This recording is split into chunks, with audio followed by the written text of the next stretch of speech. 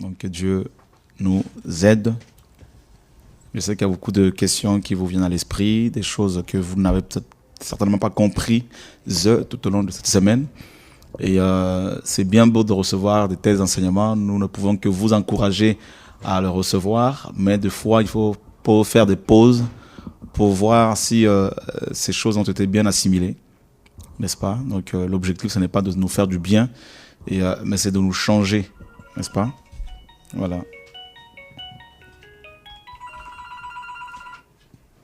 Bonsoir, vous nous appelez d'où? Vous appelez comment? Oui, bonsoir Guylaine, c'est Madeleine. Oui, bonsoir. Oui, j'appelle de Copenhague, du Danemark. Oui. Voilà, oui, donc je vais profiter du moment de questions pour poser quelques questions à l'apôtre. Oui, bien sûr. Ok. Donc vraiment, j'ai été vraiment bénie durant ces 3 jours, par rapport à l'enseignement vraiment lourd.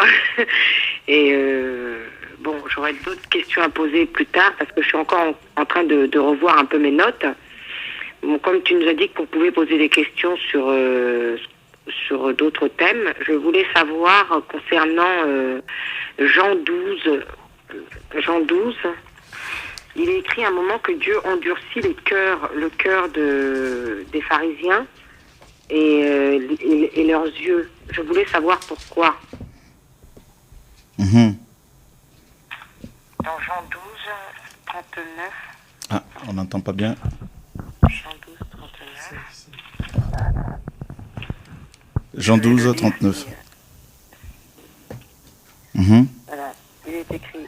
Mais... Ouais, tu peux le lire? Oui, alors attends, il faut que je trouve. Ouais. Voilà. Il est écrit. Aussi ne pouvait-il croire parce qu'Ésaïe a dit encore, il a aveuglé leurs yeux et endurci leur cœur de peur qu'ils ne voient des yeux et qu'ils ne comprennent du cœur, qu'ils ne se convertissent et que je ne les guérisse. Voilà, c'est cette parole que j'ai un peu du mal à comprendre de la part du Seigneur. Enfin, à chaque fois qu'il a endurci les cœurs, quoi. Bon, c'est vrai que c'était pour se glorifier par rapport à Pharaon, mais là, par exemple, je comprends pas. D'accord. En fait, ce qu'il faut comprendre ici, c'est que c'est un langage assez, comment dire, un peu codé, dans le sens où Dieu veut que tout le monde soit sauvé. Nous dit 1 Timothée chapitre 2, verset 4. Dieu veut que tout le monde soit sauvé et parvienne à la connaissance de son Fils, Jésus-Christ. Ça, c'est le plan parfait du Seigneur. Et donc, le Dieu d'amour, le Dieu qui veut sauver tout le monde, ne peut en aucun cas toucher les cœurs des uns et endurcir les cœurs des autres. En fait, ici, ce qu'il faut comprendre, c'est que quand la Bible dit que Dieu a endurci le cœur de Pharaon, en fait, Dieu n'a fait que accepter, n'est-ce pas, la position ou la volonté de Pharaon. D'accord. Parce que ce Dieu d'amour ne peut en aucun cas nous imposer sa volonté. N'est-ce pas? Donc, en fait, c'est l'esprit d'égarement quand c'est comme ça. Donc, dans 2 Thessaloniciens chapitre 2, on nous dit que parce que ces gens n'ont pas reçu l'amour de la vérité aussi, Dieu leur envoie-t-il un esprit d'égarement afin qu'ils croient au mensonge. Et dans Romains chapitre 1er, la Bible nous dit que Dieu les a livrés à leur passion infâme. Donc Romains chapitre 1 à partir du verset 22 au verset 26. Donc ça veut dire que quand la Bible dit que Dieu a endurci le cœur de Pharaon ou les cœurs des pharisiens, ça veut dire tout simplement que Dieu a respecté leur position. Et donc il a laissé ces hommes dans leur position parce qu'il ne veut pas leur imposer le salut. D'accord. Voilà. Ok. Donc voilà, ça c'était la première. Et la deuxième, elle est peu courte aussi. C'est toujours dans le même... c'est dans le 13. C'est lorsqu'il lave les pieds des disciples. En fait, littéralement, il leur lave les pieds, mais je voulais savoir si l'eau dont il est question, parce qu'il y a eu le manteau. Je vais lire le passage, c'est à partir du verset 3. Voilà. Chapitre 13 de Jean. Jésus, sachant que le Père lui avait remis toutes choses entre les mains et qu'il était venu de Dieu et qu'il retournait à Dieu, il se leva du souper, ôta son manteau et ayant pris un linge, il s'en ceignit. Ensuite, mit de l'eau dans un bassin et se mit à laver les pieds de ses disciples et à les essuyer avec un linge dont il était saint. Il vint donc à Simon-Pierre et lui dit, toi Seigneur, et qui lui dit, toi Seigneur, tu ne laveras mes pieds. Jésus lui répondit et lui dit, tu sais maintenant ce que je fais, mais tu le sauras dans la suite. Pierre lui dit, tu me laveras jamais les pieds. Jésus lui répondit, si je te le lave, tu en auras, si je ne te les lave, tu n'auras point de part avec moi. Donc par rapport à ça, parce que bon, l'évangile, on dit que c'est des souliers, le manteau, bon, il est souvent des fois assimilé avec la couverture spirituelle, l'onction. Donc je voulais essayer un peu de comprendre ce passage aussi, si possible. Ok. Ben, en fait, ce qu'il faut comprendre ici, c'est, comme je le dis souvent, pour bien comprendre les Écritures, il faut tenir compte de l'histoire. Et il faut jamais les interpréter avec un arrière-plan. Je veux dire, nous les autres, nous les nations, autres qu'Israël, nous ne devons en aucun cas interpréter les Écritures avec nos propres histoires. Hein. Il faut tenir compte de l'histoire juive. C'est-à-dire, à l'époque, les gens s'habillaient avec des tuniques, ils avaient des sandales aux pieds. Et comme il n'y avait pas beaucoup de moyens de transport, donc ils avaient des chevaux, des ânes, tout ça, et puis des chameaux. Et ils marchaient aussi beaucoup. Et comme il y avait beaucoup de poussière, donc les pieds se salissaient. D'accord, ok. D'accord. Donc on voit dans 1 Timothée, par exemple, chapitre 5.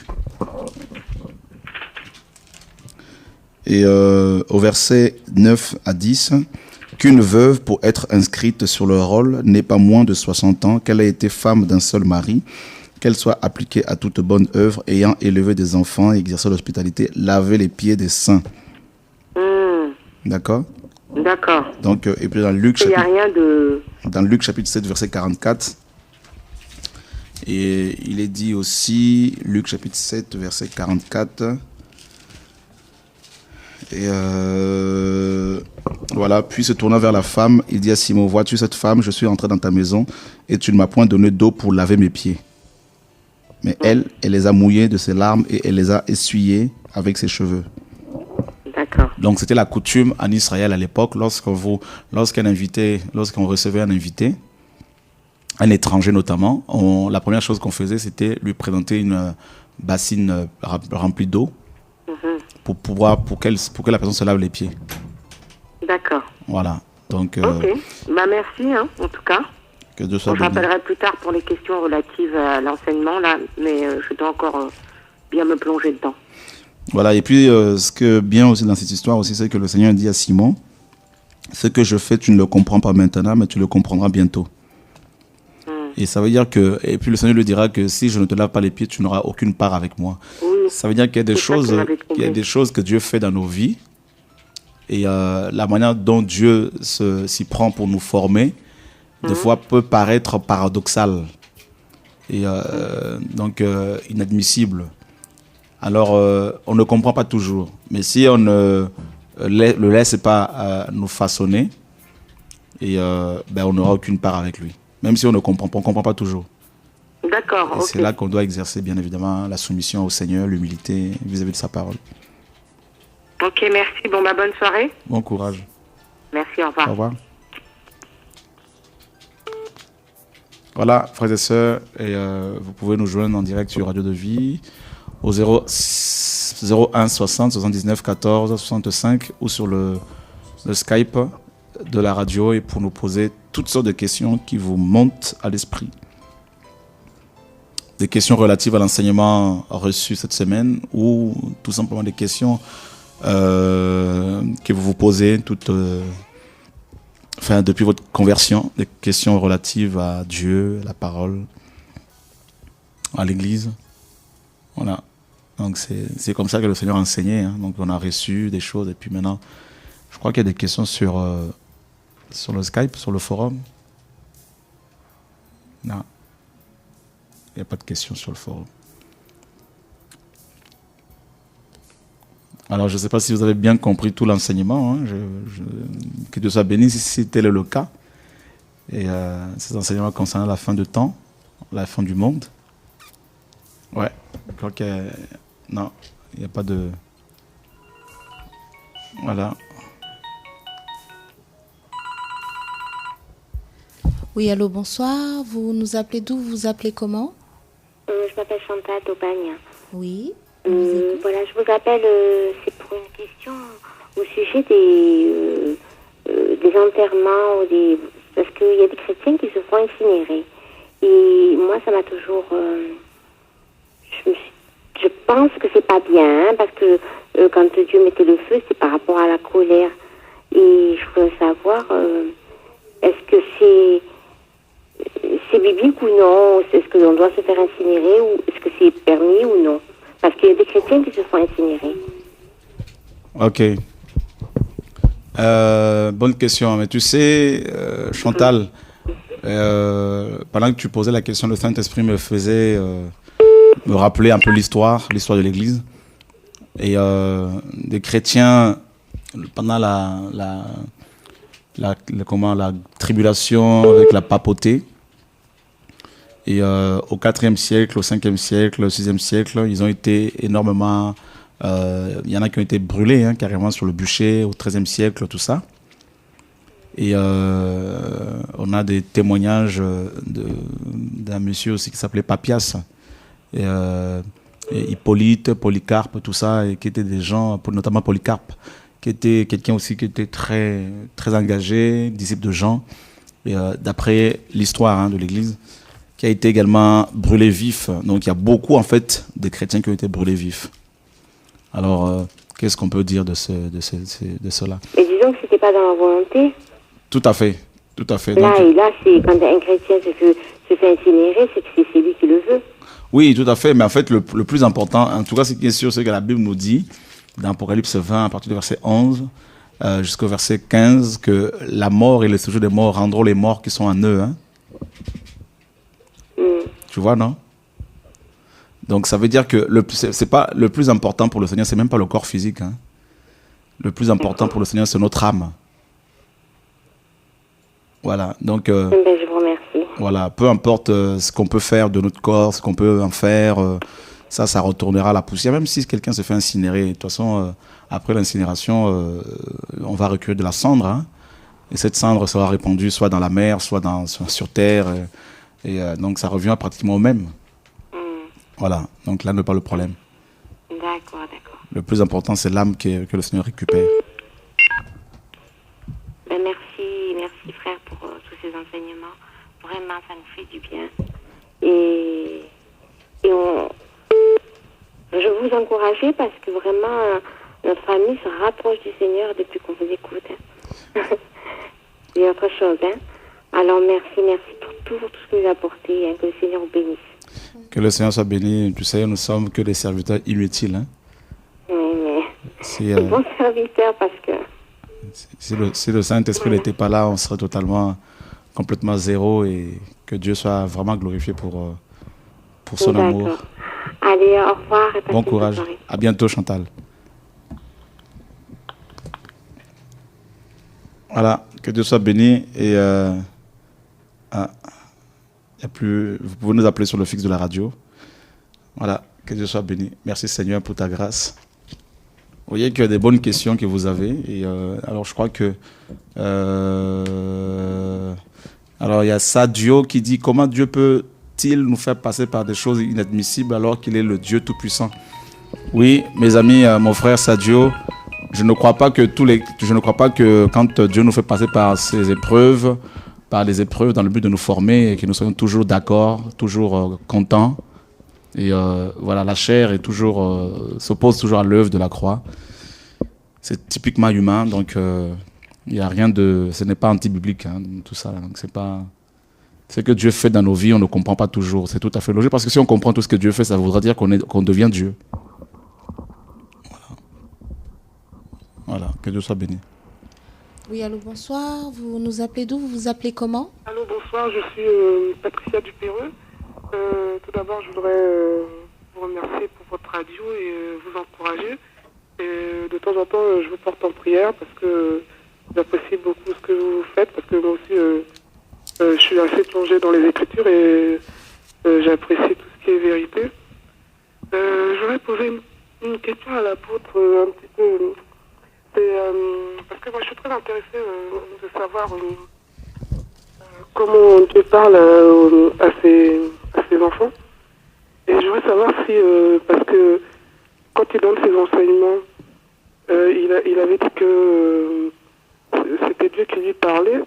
Et je voudrais savoir si c'était une voix audible, et puis cette voix, la voix du Saint-Esprit, quand est-ce qu'elle est venue, à partir de combien de temps après sa conversion elle est venue? Vous avez compris un peu? C'est Patricia de Périgueux? Non, du Perreux-sur-Marne. Ok. Donc, tu voudrais savoir comment Dieu nous parle? Oui, je voudrais savoir comment... Est-ce que c'est une voix audible ou bien c'est une conviction ou bien comment les versets ils viennent dans votre cœur pour que vous nous les enseigniez? Bah, déjà, ce qu'il faut comprendre, c'est dans Jean chapitre 14.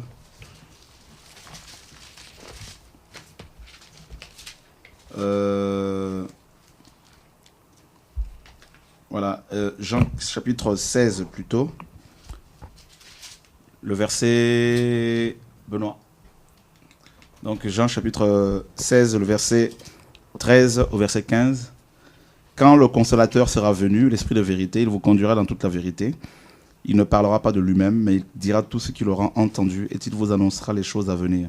Il me glorifiera parce qu'il prendra de ce qui est à moi et vous l'annoncera. Voilà, donc... Et puis le verset 15, tout ce que le Père est à moi, tout ce que le Père a plutôt est à moi. C'est pourquoi je dis qu'il prend de ce qui est à moi et qu'il vous l'annoncera. Donc ça veut dire que le Seigneur, le Saint-Esprit, quand il vient nous voir, quand il vient habiter un corps, il nous enseigne, il nous communique la parole de Dieu, bien sûr, il nous révèle la parole et il nous aide également à avoir un dépôt de cette parole dans notre cœur. Et maintenant, de temps à autre, il va utiliser ce dépôt pour pouvoir, tel un réservoir, pour pouvoir enseigner les autres par notre comportement, par notre bouche, par la proclamation de la vérité. Donc, il faut aussi, au préalable, avoir un dépôt. Donc, il faut méditer la parole pour qu'il y ait un dépôt. C'est très important. Il peut également, même s'il n'y a pas de dépôt, il peut nous donner des versets bibliques parce qu'il est Dieu. Mais il va souvent nous enseigner la parole pour que nous ayons un dépôt. Et lui, il va beaucoup utiliser ce dépôt-là. Donc voilà pourquoi dans 2 Pierre, chapitre 1er, Pierre dit il faut faire tous nos efforts pour joindre à notre foi la vertu, la connaissance. Et puis Paul disait à Timothée, garde par l'esprit le bon dépôt. N'est-ce pas? Donc, on a besoin d'un dépôt. Donc, dans 1 Timothée 6, verset 20, « Ô Timothée, garde le dépôt en évitant les discours vains et profanes et les disputes de la fausse science. » Voilà, donc ça peut être des convictions, ça peut être par des convictions, ça peut être par une voix audible. Et voilà, donc il faut de la sensibilité, il faut développer une vie de prière, une vie d'intimité avec le Saint-Esprit, tout simplement. Voilà pourquoi nous vous disons que tous ces enseignements n'ont rien à voir avec nous, c'est vraiment le Saint-Esprit qui nous les communique. Donc c'est plutôt lui qu'il faut remercier, c'est plutôt Dieu qu'il faut glorifier, quoi. Nous ne sommes que des canaux et des serviteurs inutiles. D'accord. Et la voix audible, elle te vient à quelle fréquence? Oh, il n'y a pas de fréquence, hein, c'est dans le cœur. Hein. C'est dans le cœur. Voilà. Et comment dirais-je, la voix était venue à les enseignements. Par exemple, quand tu as enseigné, c'est venu à combien de temps après ta conversion? Ah, bah ça c'est pas forcément. En fait, à la base, c'est pas une question d'ancienneté, c'est une question de relation.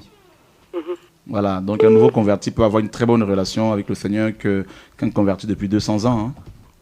D'accord. Voilà. Ah, bah, merci bien. Bon courage, Patricia. Je vous souhaite une bonne continuation. Merci. Je vous embrasse bien fort tous, toi et toute l'équipe. Amen. Merci. Et que le Seigneur vous bénisse et je vous porte souvent en prière. Merci, Patricia. Bon, à bientôt. Au revoir. Au revoir. Allô, bonsoir.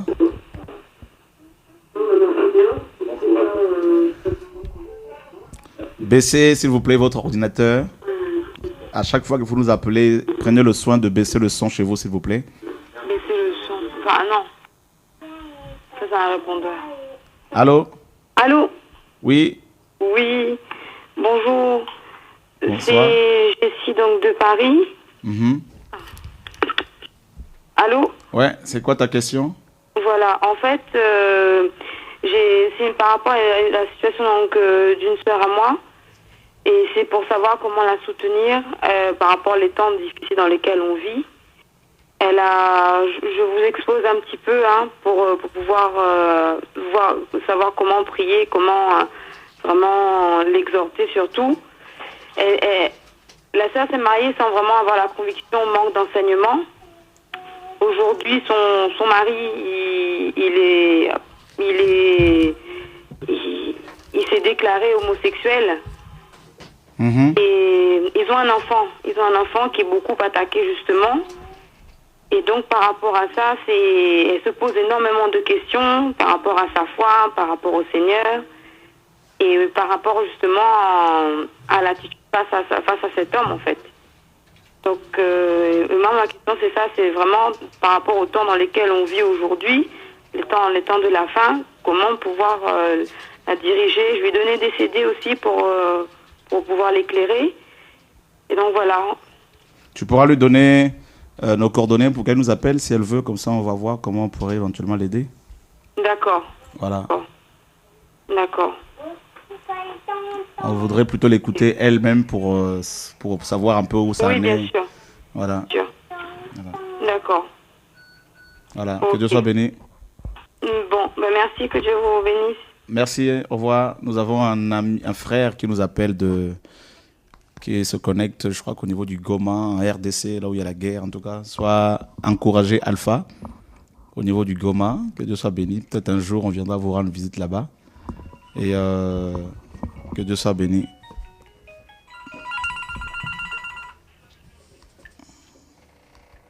Allô, bonsoir. Allô, bonsoir. Ouais, vous nous appelez d'où? Comment c'est votre prénom? C'est une femme Mesmer à Nantes. Mesmer, ça va? Oui, ça va. Alors, c'est quoi ta question? Ma question, c'est par rapport au nuée, par rapport au enseignement d'avant-hier, où l'apôtre disait que, pas l'apôtre, où la parole disait que Jésus devait revenir dans les nuées, selon Apocalypse 1, 7. Et lorsqu'il est allé dans Apocalypse 19, au verset 14, il a parlé des armées qui sont dans le ciel le suivaient. Sur des chevaux blancs. En fait, c'était les saints. Et l'apôtre a fait allusion aux nuées qui étaient les saints. Mais lorsque je lis la parole dans Apocalypse, dans Acte 1, avant que Jésus puisse partir, lorsqu'il parlait avec les apôtres, lorsqu'il a été enlevé, la Bible dit qu'il a été dérobé par les nuées. Et dans Apocalypse, dans 1 Thessaloniciens 4, 17, lorsque Paul nous parle que les morts en Christ susciteront d'abord, et ceux qui sont restés, nous allons monter à la rencontre du Christ dans les nuées. Et je voulais un peu savoir par rapport aux nuées, en fait. D'accord. Lorsque l'apôtre dit que les nuées représentent les saints, en même temps là, c'est les nuages, tout ça. Alors, que peut-on comprendre là-dessus?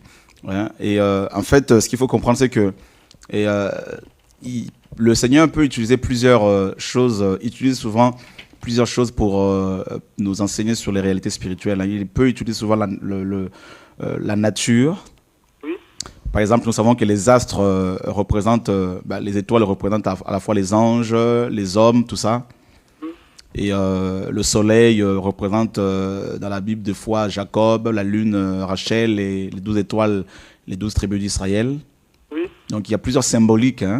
Ah, d'accord. Voilà, donc en fait si tu prends Hébreux 12, le verset 1er, on nous dit « Nous donc aussi, puisque nous sommes environnés d'une si grande nuée de témoins, rejetons tout fardeau et le péché qui nous enveloppe si facilement et courons avec persévérance dans la carrière qui nous est ouverte, ayant le regard sur Jésus qui suscite la foi et l'amène à la perfection.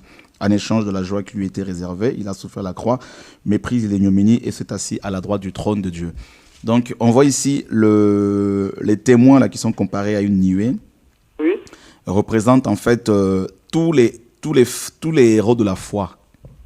dont parle Romains 11. Ok. Voilà, donc on les compare à des nuées. Ok.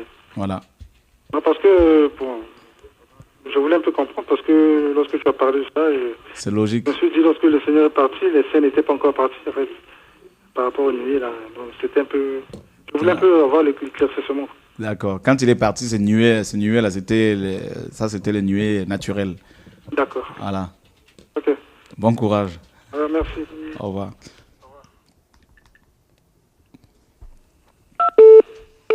Voilà, frères et sœurs, vous pouvez toujours nous joindre sur le fixe de la radio ou nous appeler sur le Skype. Et il est difficile d'appeler pour moi ce soir par rapport à ma famille, j'essaye une autre fois. Voilà. D'accord, je crois qu'il y a une question.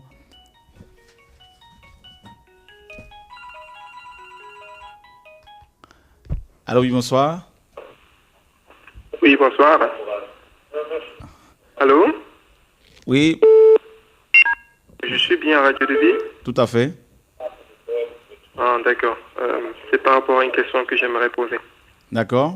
Baissez le son chez vous, s'il vous plaît. Ah, d'accord. Ouais, j'ai baissé. Ouais. Alors, je peux vous poser la question directement? Tout à fait. D'accord, c'est par rapport à 1 Corinthiens 11, et une question qui a fait l'objet de beaucoup de discussions parmi les frères ici. J'appelle depuis l'Allemagne. Alors, la question, c'est, vous connaissez le passage parle de la femme qui doit se voiler dans l'église. Où la Bible dit que toute femme, au contraire, qui prie ou qui prophétise la tête non voilée déshonore son chef. Et comme si elle était rasée. Et ce passage fait beaucoup l'objet de controverses parce que d'autres prétendent que les cheveux ont été donnés comme voile. Et d'autres prétendent que la femme doit porter un foulard pour se voiler chaque fois qu'elle prie. Alors, je voulais demander, la question était de savoir qu'est-ce que vous pensez par rapport à cela. Ouais, c'est ça ma question. D'accord. Alors, ta position, c'est laquelle? Moi, jusqu'à présent, pour moi, je considérais la position que la femme ne doit pas... En fait, la femme n'est pas obligée de porter un foulard sur la tête. Et que ses cheveux lui avaient été donnés comme voile. Voilà, c'est ce que Paul dit dans sa conclusion. Oui, c'est ce que Paul dit dans sa conclusion. Voilà, c'est aussi simple que ça. Ouais. Et la question que je me posais maintenant, c'est... En fait, du coup, beaucoup de gens m'ont posé quand j'ai abordé ce thème. Pourquoi tous les commentaires d'en haut? Ça veut dire pourquoi Paul a dû faire tout ce paragraphe en haut et après faire cette conclusion en bas? Ouais, parce qu'il dit qu'il est honteux pour une femme d'avoir des cheveux courts, tout simplement parce qu'à l'époque, les prostituées se rasaient la tête. Ah, d'accord. C'était un signe pour elles de en fait, confirmer publiquement leur indépendance vis-à-vis de l'autorité masculine. Tout simplement. Ah, d'accord. Voilà. D'accord. D'accord, je vous remercie. Bon courage. D'accord, merci. Au revoir. Au revoir. Voilà, on continue encore pendant quelques minutes là par rapport aux questions. Alors, quelqu'un nous a posé la question sur le Skype, une question pour, nous sommes, je ne sais pas, la foi étant l'assurance des choses qu'on ne voit pas. Comment sont ceux pour qui le Seigneur apparaît physiquement, car si l'on vu, il y a plein de... Voilà, donc, voilà. Ce serait vraiment bien si vous pouvez plutôt nous appeler là, par rapport aux questions, pour que tout le monde entende. Bonsoir frère, bonsoir sœur, bonsoir. Oui, bonsoir, c'est Vanessa d'Aubagne. Oui, Vanessa, tu vas bien? Oui, je vais bien, merci. Voilà, je vous appelais. Excusez-moi si je me répète encore, mais j'ai vraiment, ce matin, je repensais un petit peu à tout l'enseignement de cette semaine. Et moi, j'ai encore en fait une incompréhension sur les 1000 ans. D'accord. C'est-à-dire en fait au niveau où quand si nous sommes appelés à juger en fait, est-ce que j'ai bien compris en fait que j'ai entendu que vous avez dit il y aura encore des maisons, il y aura encore des habitations, donc en fait ce sera encore sur la terre? Oui, pendant 1000 ans, oui, tout à fait. D'accord. En fait, la vie, elle sera normale, mais seulement Satan sera enfermé. Sera lié. Enfermé, en prison. D'accord. Donc en fait, qu'est-ce qui restera? Seulement les chrétiens qui se seront repentis pendant la grande tribulation, c'est ça? Les chrétiens, oui, ceux qui vont... quand Christ va revenir avec l'Église, il va bien évidemment purifier la terre. Hein. Oui. Il va la purifier, il va la débarrasser de toutes les mauvaises herbes, hein, en quelque sorte, hein, donc les vrais, les inconvertis. Et puis, il va établir le royaume de 1000 ans sur la terre, donc le paradis sur la terre. D'accord, donc en fait, tous ceux qui n'auront pas accepté Dieu, ils seront où en fait? Ils seront au retour du Seigneur, ils seront jetés vivants dans les temps ardents de feu et de soufre. D'accord. Et nous, c'est là qu'il y aura... que donc en fait on sera amené à juger, c'est là en fait. On va les juger justement avant qu'ils ne soient jetés dans les temps de feu, on va les juger. Ah d'accord, donc en fait ils seront toujours sur la terre malgré le fait d'avoir renié le Seigneur. Non, ils ne seront pas sur la terre, en fait ils seront sur la terre à notre retour avec le Seigneur. Oui. Après l'enlèvement, donc lors de l'enlèvement nous partons au ciel avec le Seigneur. Oui. Et on revient quelques années après. Le Seigneur va mettre fin à la guerre d'Armageddon. Donc la guerre des nations contre les Juifs. Oui. Deuxièmement, il va juger les militaires, les chefs militaires, les rois, les princes et également les inconvertis. Donc ça, c'est l'Église qui va les juger. D'accord. Et puis après ce jugement, ils vont être aussitôt jetés vivants dans les temps ardents de feu et de soufre. D'accord. D'accord, très bien. Je vous remercie parce que c'est vrai que c'était pas trop clair. Donc là, c'est bon. Voilà. Et par contre, j'ai entendu la question du frère tout à l'heure concernant la chevelure. Ok. Et c'est vrai que ça m'interpelle. Pour les femmes qui portent les cheveux courts, est-ce que c'est pas grave en soi en fait? Elles ont quand même leur voile malgré les cheveux courts? Cheveux courts, c'est cheveux rasés, tête rasée plutôt, c'est une honte, Paul dira, mais ce n'est pas un péché, attention. Ah, d'accord. Il disait que c'était la honte par rapport au contexte historique de l'époque. Les femmes qui ont des cheveux courts, c'est pas grave en soi, quoi. Avaient une mauvaise...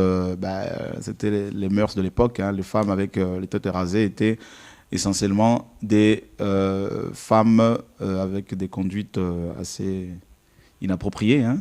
D'accord. Voilà. Donc, et pour aujourd'hui, en fait, celles qui ont les cheveux courts comme les garçons, quoi, en fait, c'est pas forcément... C'est pas un péché. Attention, c'est pas ce que Paul a dit, hein.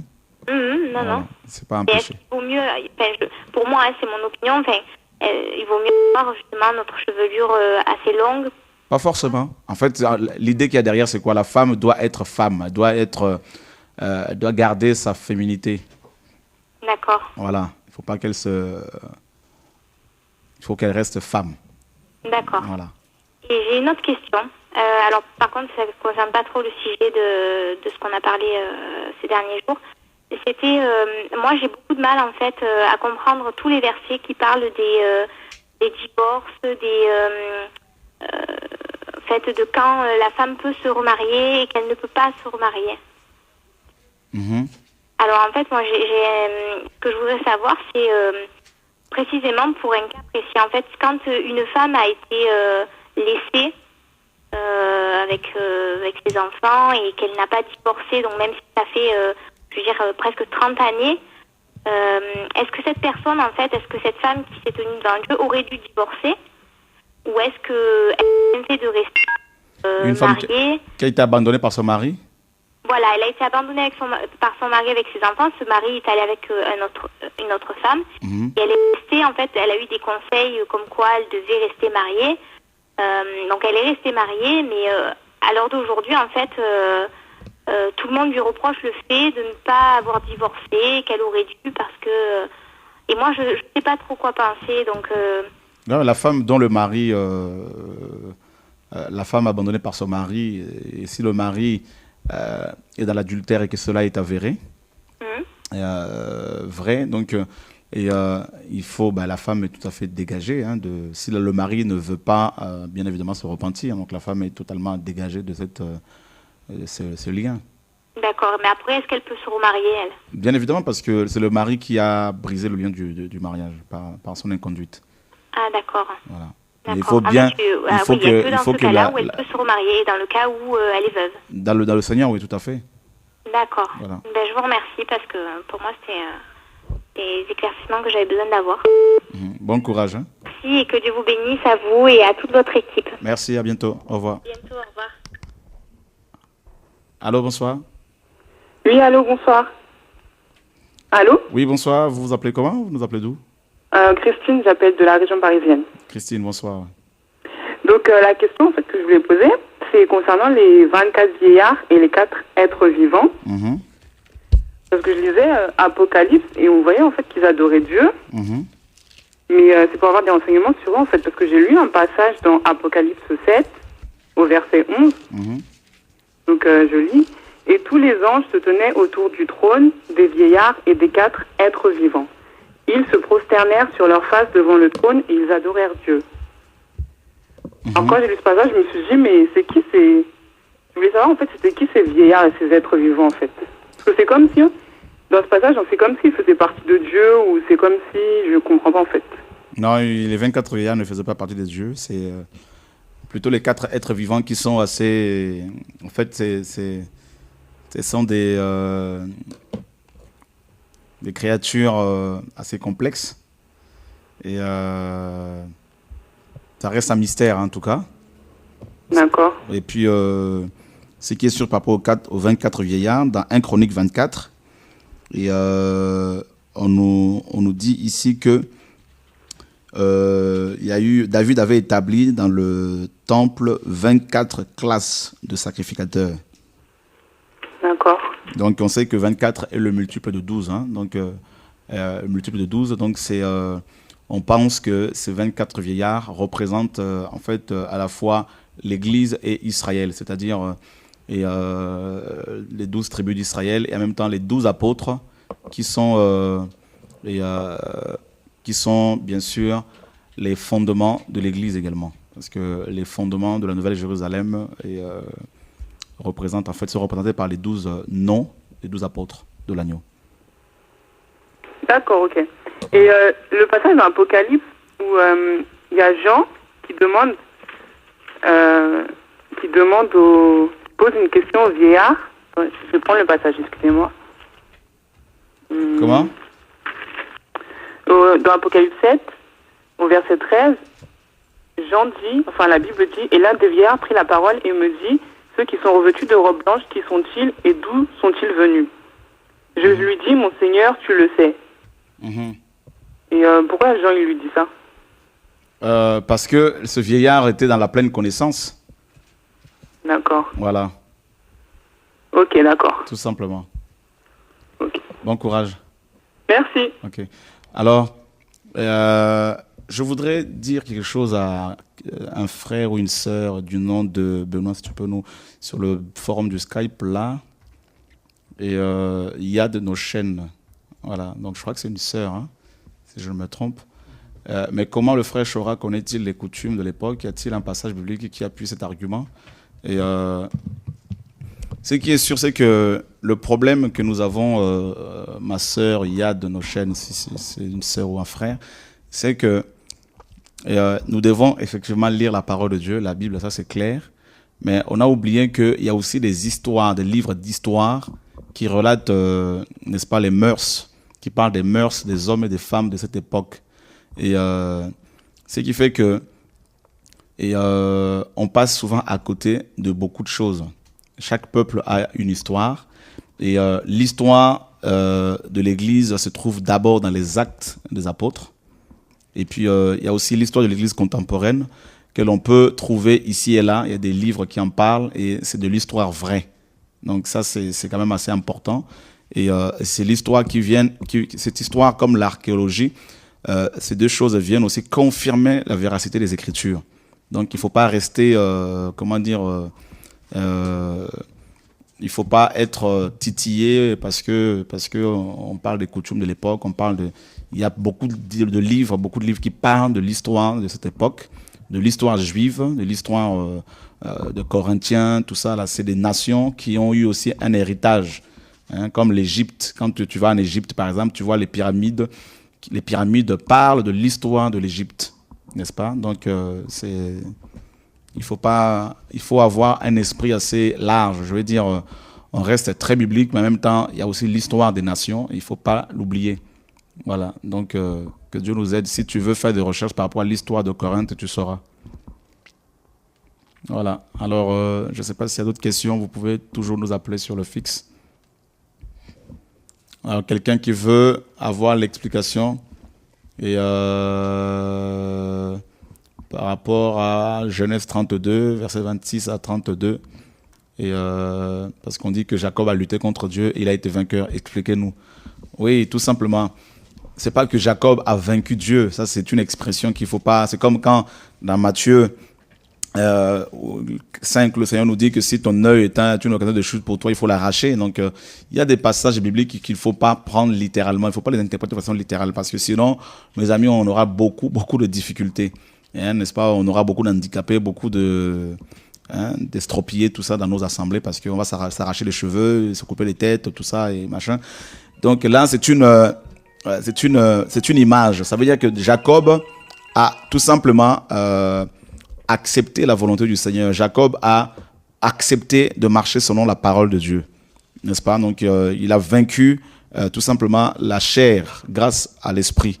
Donc c'est pas que Jacob ait vaincu Dieu, il a vaincu la chair tout simplement par la grâce de Dieu. Allô, bonsoir. Allô, bonsoir. Oui, vous nous appelez d'où? Vous vous appelez comment? J'appelle de Val d'Europe, je m'appelle Arthur.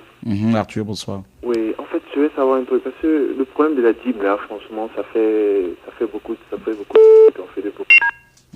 Chaque fois que, la plupart du temps que je suis dans le train, je lis la parole de Dieu et tout, chaque fois que quand quelqu'un me demande, ouais, comment ça va et tout, je réponds et tout. Après, dans le lieu où on commence à converser et tout, et après il me dit, je lui demande, mais comment ça se passe dans votre église, est-ce que vous payez la dîme, tout ça. Et en même temps, les gens commencent à s'enflammer que non, ne vous trompez pas, la dîme, ça doit être, on doit payer la dîme et tout. Je dis, mais à qui on doit payer la dîme?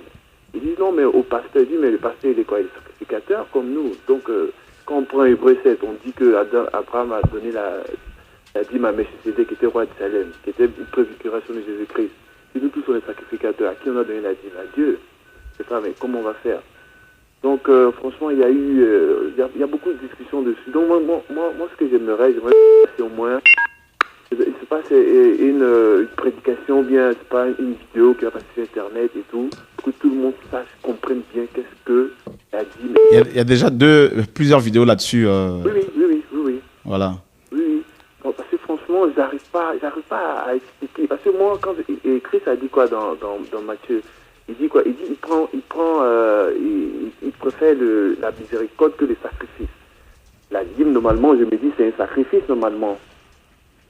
Ouais, c'était un sacrifice sur la loi. Mais bon, le problème, Arthur, c'est que, tu sais, aujourd'hui, l'argent est devenu un Dieu incontournable pour beaucoup de chrétiens. Ouais, donc, un Dieu auquel on avoue un véritable culte et une véritable dévotion. Donc, dès l'instant où tu touches à ce Dieu, bien sûr, il y a des réactions de ses fans. Donc, ces fanatiques sont capables de tout. Donc, je pense qu'il faut beaucoup plus prier quand c'est comme ça que de te prendre la tête avec. C'est vrai, vous avez raison. Voilà. Bon courage. Merci. Dimanche, vous serez à Savigny ou pas, non? Non, dimanche, les dimanches, on ne sait plus où on est. On se laisse guider. D'accord, ouais. Comme on m'a dit que vous êtes comme le vent. Voilà, nous tous, normalement, nous sommes nés de nouveau selon Jean 3 et on doit être comme du vent. D'accord. Okay. Voilà, Arthur, bon courage. Merci à vous. Au revoir. Allô, bonsoir. Oui, bonsoir, apôtre. Oui. C'est le frère Simon. Bonsoir. Je voudrais poser une question. Il y a quelque chose qui me gêne un petit peu. C'est par rapport à Apocalypse 12. Donc en Apocalypse 11, même avant, on est déjà dans bonne tribulation. Et puis, subitement, quand on lit Apocalypse 12, on a l'impression que Apocalypse 12 n'a pas sa place. C'est pas sa place, quoi. Ouais, je comprends. En fait, c'est pas forcément dans l'ordre chronologique. Il n'y a pas forcément un ordre chronologique. Voilà. Donc, quand je lis le verset 17, le dragon fit irriter contre la femme, il s'en alla faire la guerre au reste de sa postérité. Bon, comme on a su que, effectivement, le reste de sa postérité peut être l'Église, donc là, on se pose la question, on se dit, bon, si on est déjà, l'enlèvement a eu lieu, comment ça se fait que ce verset-là soit placé là, quoi? Oui, en fait, si tu veux aussi, le reste de la postérité de la femme, c'est aussi les chrétiens qui vont se convertir, des personnes qui vont se convertir pendant la grande tribulation. Voilà. Parce qu'à un moment, je lisais, et puis après, quand je suis tombé sur Apocalypse 12, j'ai l'impression que, bon, le verset là, il fallait retourner au début, je comprenais pas trop, quoi. D'accord. D'accord. Là, c'est plus clair, là, maintenant, là? Oui, en fait, j'avais compris ça comme ça, je voulais juste... D'accord. Encore plus, quoi. Ok. Merci bien, apôtre. Bon courage, à bientôt. À bientôt. Au revoir. Voilà, et certains... Donc, par rapport au voile, certains commentateurs disent qu'il ne s'agit pas de voile pour couvrir la tête, mais plutôt d'une couverture spirituelle. Allô, bonsoir. Allô, bonsoir. Ouais, vous nous appelez d'où? Je vous appelle depuis la Russie. Je m'appelle Olav Sacha. D'accord. D'accord. Est-ce que tu peux baisser la radio, s'il te plaît? Ah ouais, parce que j'aurai un problème avec le Skype si tu baisses. C'est quoi ta question? Tu appelles depuis la Russie, ouais?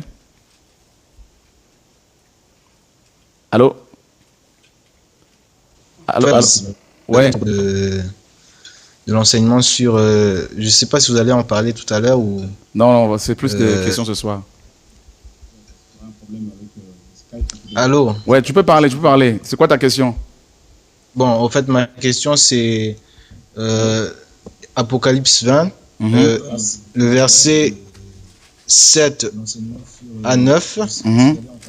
Là, on parle du relâchement, nouveau, où le Satan est à nouveau relâché sur la terre. Et puis,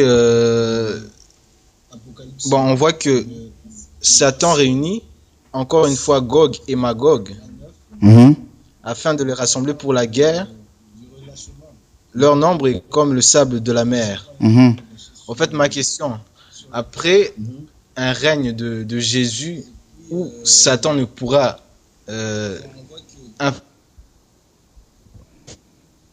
influencer, d'où est-ce que il va tirer ces personnes, quoi? D'accord, bonne question, parce que la Bible nous dit également que leur nombre est comme le sable de la mer.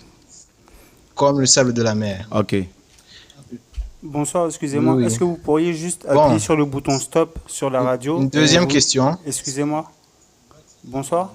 Est-ce que vous pouvez appuyer sur le bouton stop de la radio et vous entendrez toujours le Skype, s'il vous plaît? Bon, allô? Ouais, appuie sur le bouton stop de la radio. S'il vous plaît. Vous En stop de la toujours radio. le Skype. Voilà. Ouais. Après, vous reprendrez en lecture, Ouais, s'il merci. vous plaît. Merci beaucoup. Oui. Ça va mieux là? Tu as appuyé dessus? Ça va mieux. Appuie sur le bouton. Ok, bon, parfait. Oui. Oui. En fait, ce qu'il faut comprendre, pendant le millénium, Ouais. il y a des gens qui vont être, les chrétiens qui vont se convertir pendant la grande tribulation seront sauvés bien sûr au retour du Seigneur. Et ils vont rentrer dans le millénium, pas forcément avec des corps glorieux. C'est-à-dire, ils vont, c'est pas comme nous. Nous aurons des corps glorieux parce qu'on aura connu soit la résurrection d'entre les morts ou soit l'enlèvement de l'Église.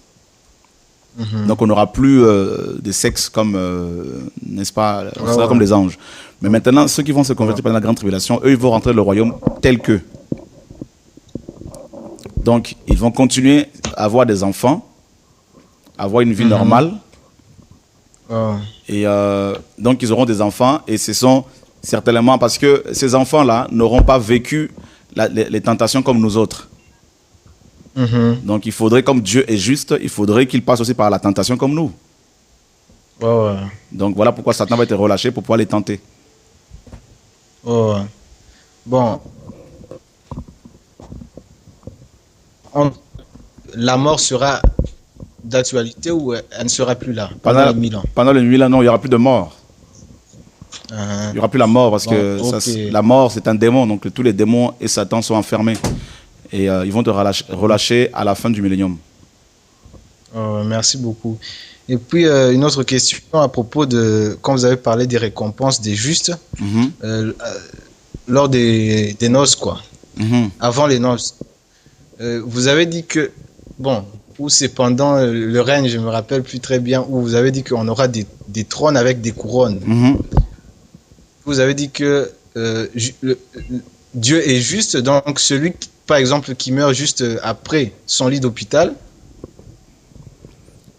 il n'aura pas de couronne. Le malfaiteur qui a donné sa vie au Seigneur à la croix, qui a été voleur toute sa vie et qui a subi les conséquences de ses faits.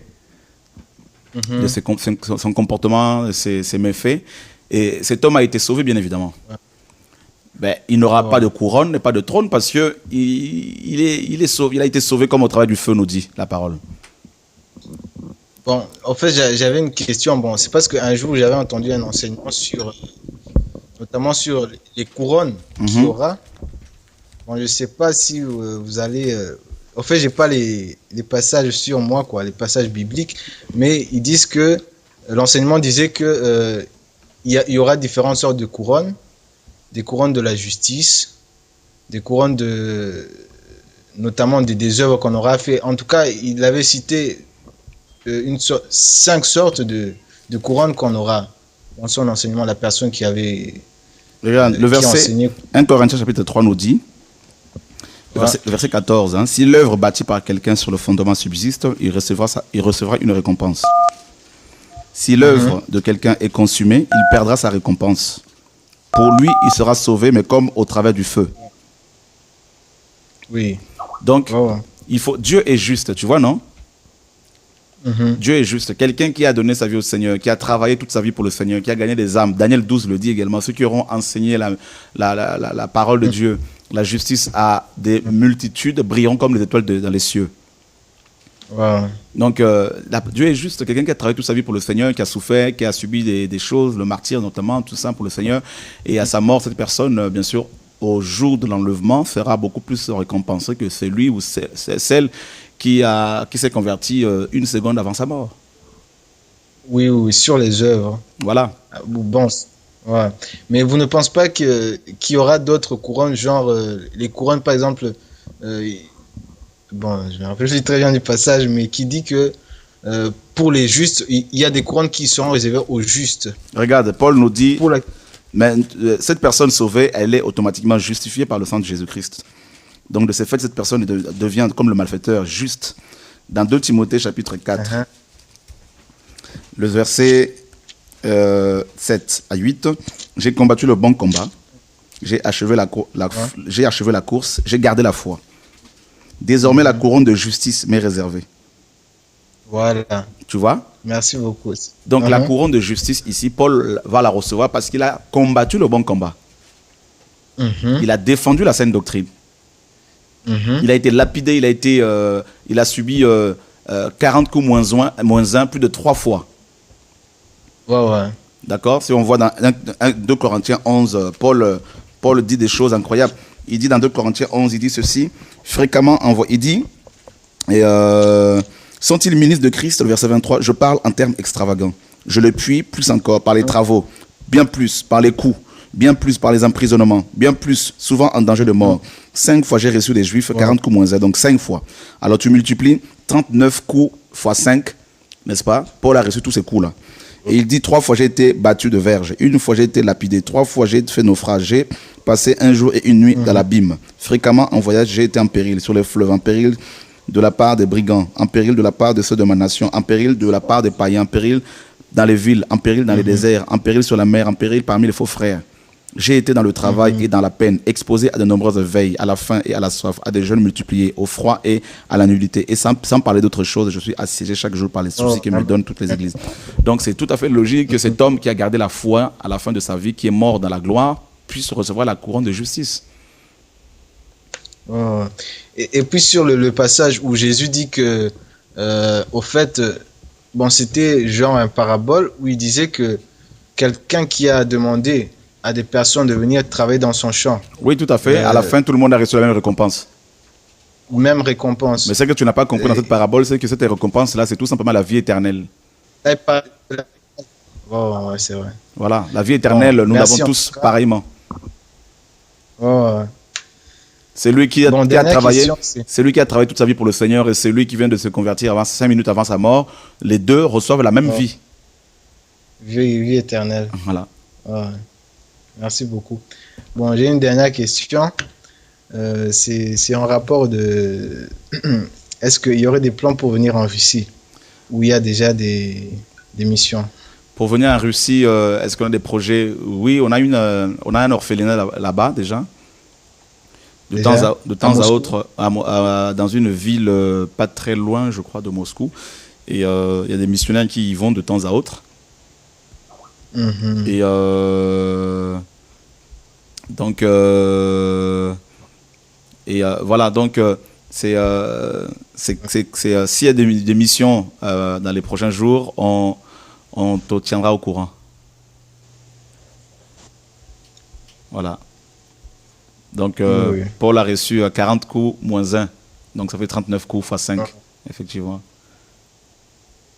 Ok, Merci, voilà, bon courage. Merci beaucoup. Bon courage, merci Seigneur. Ok. Allô, bonsoir. Oui, bonsoir. Moi, je suis pas de l'Essonne. D'accord. Donc, je vous appelle pour une explication. En fait, je suis tombée sur le passage dans Exode 20, chapitre 23 à 26. Et en fait, j'ai pas trop compris quand il disait tu ne monteras point à mon autel par des degrés afin que ta nudité ne soit découverte, en fait. J'ai pas très bien compris le contexte. Alors ça, c'est un verset qui n'est plus d'actualité parce qu'à l'époque, il y avait des hôtels, on construisait des hôtels. C'était les endroits où on faisait des sacrifices, il y avait des degrés. Donc, voilà, donc ce qui fait que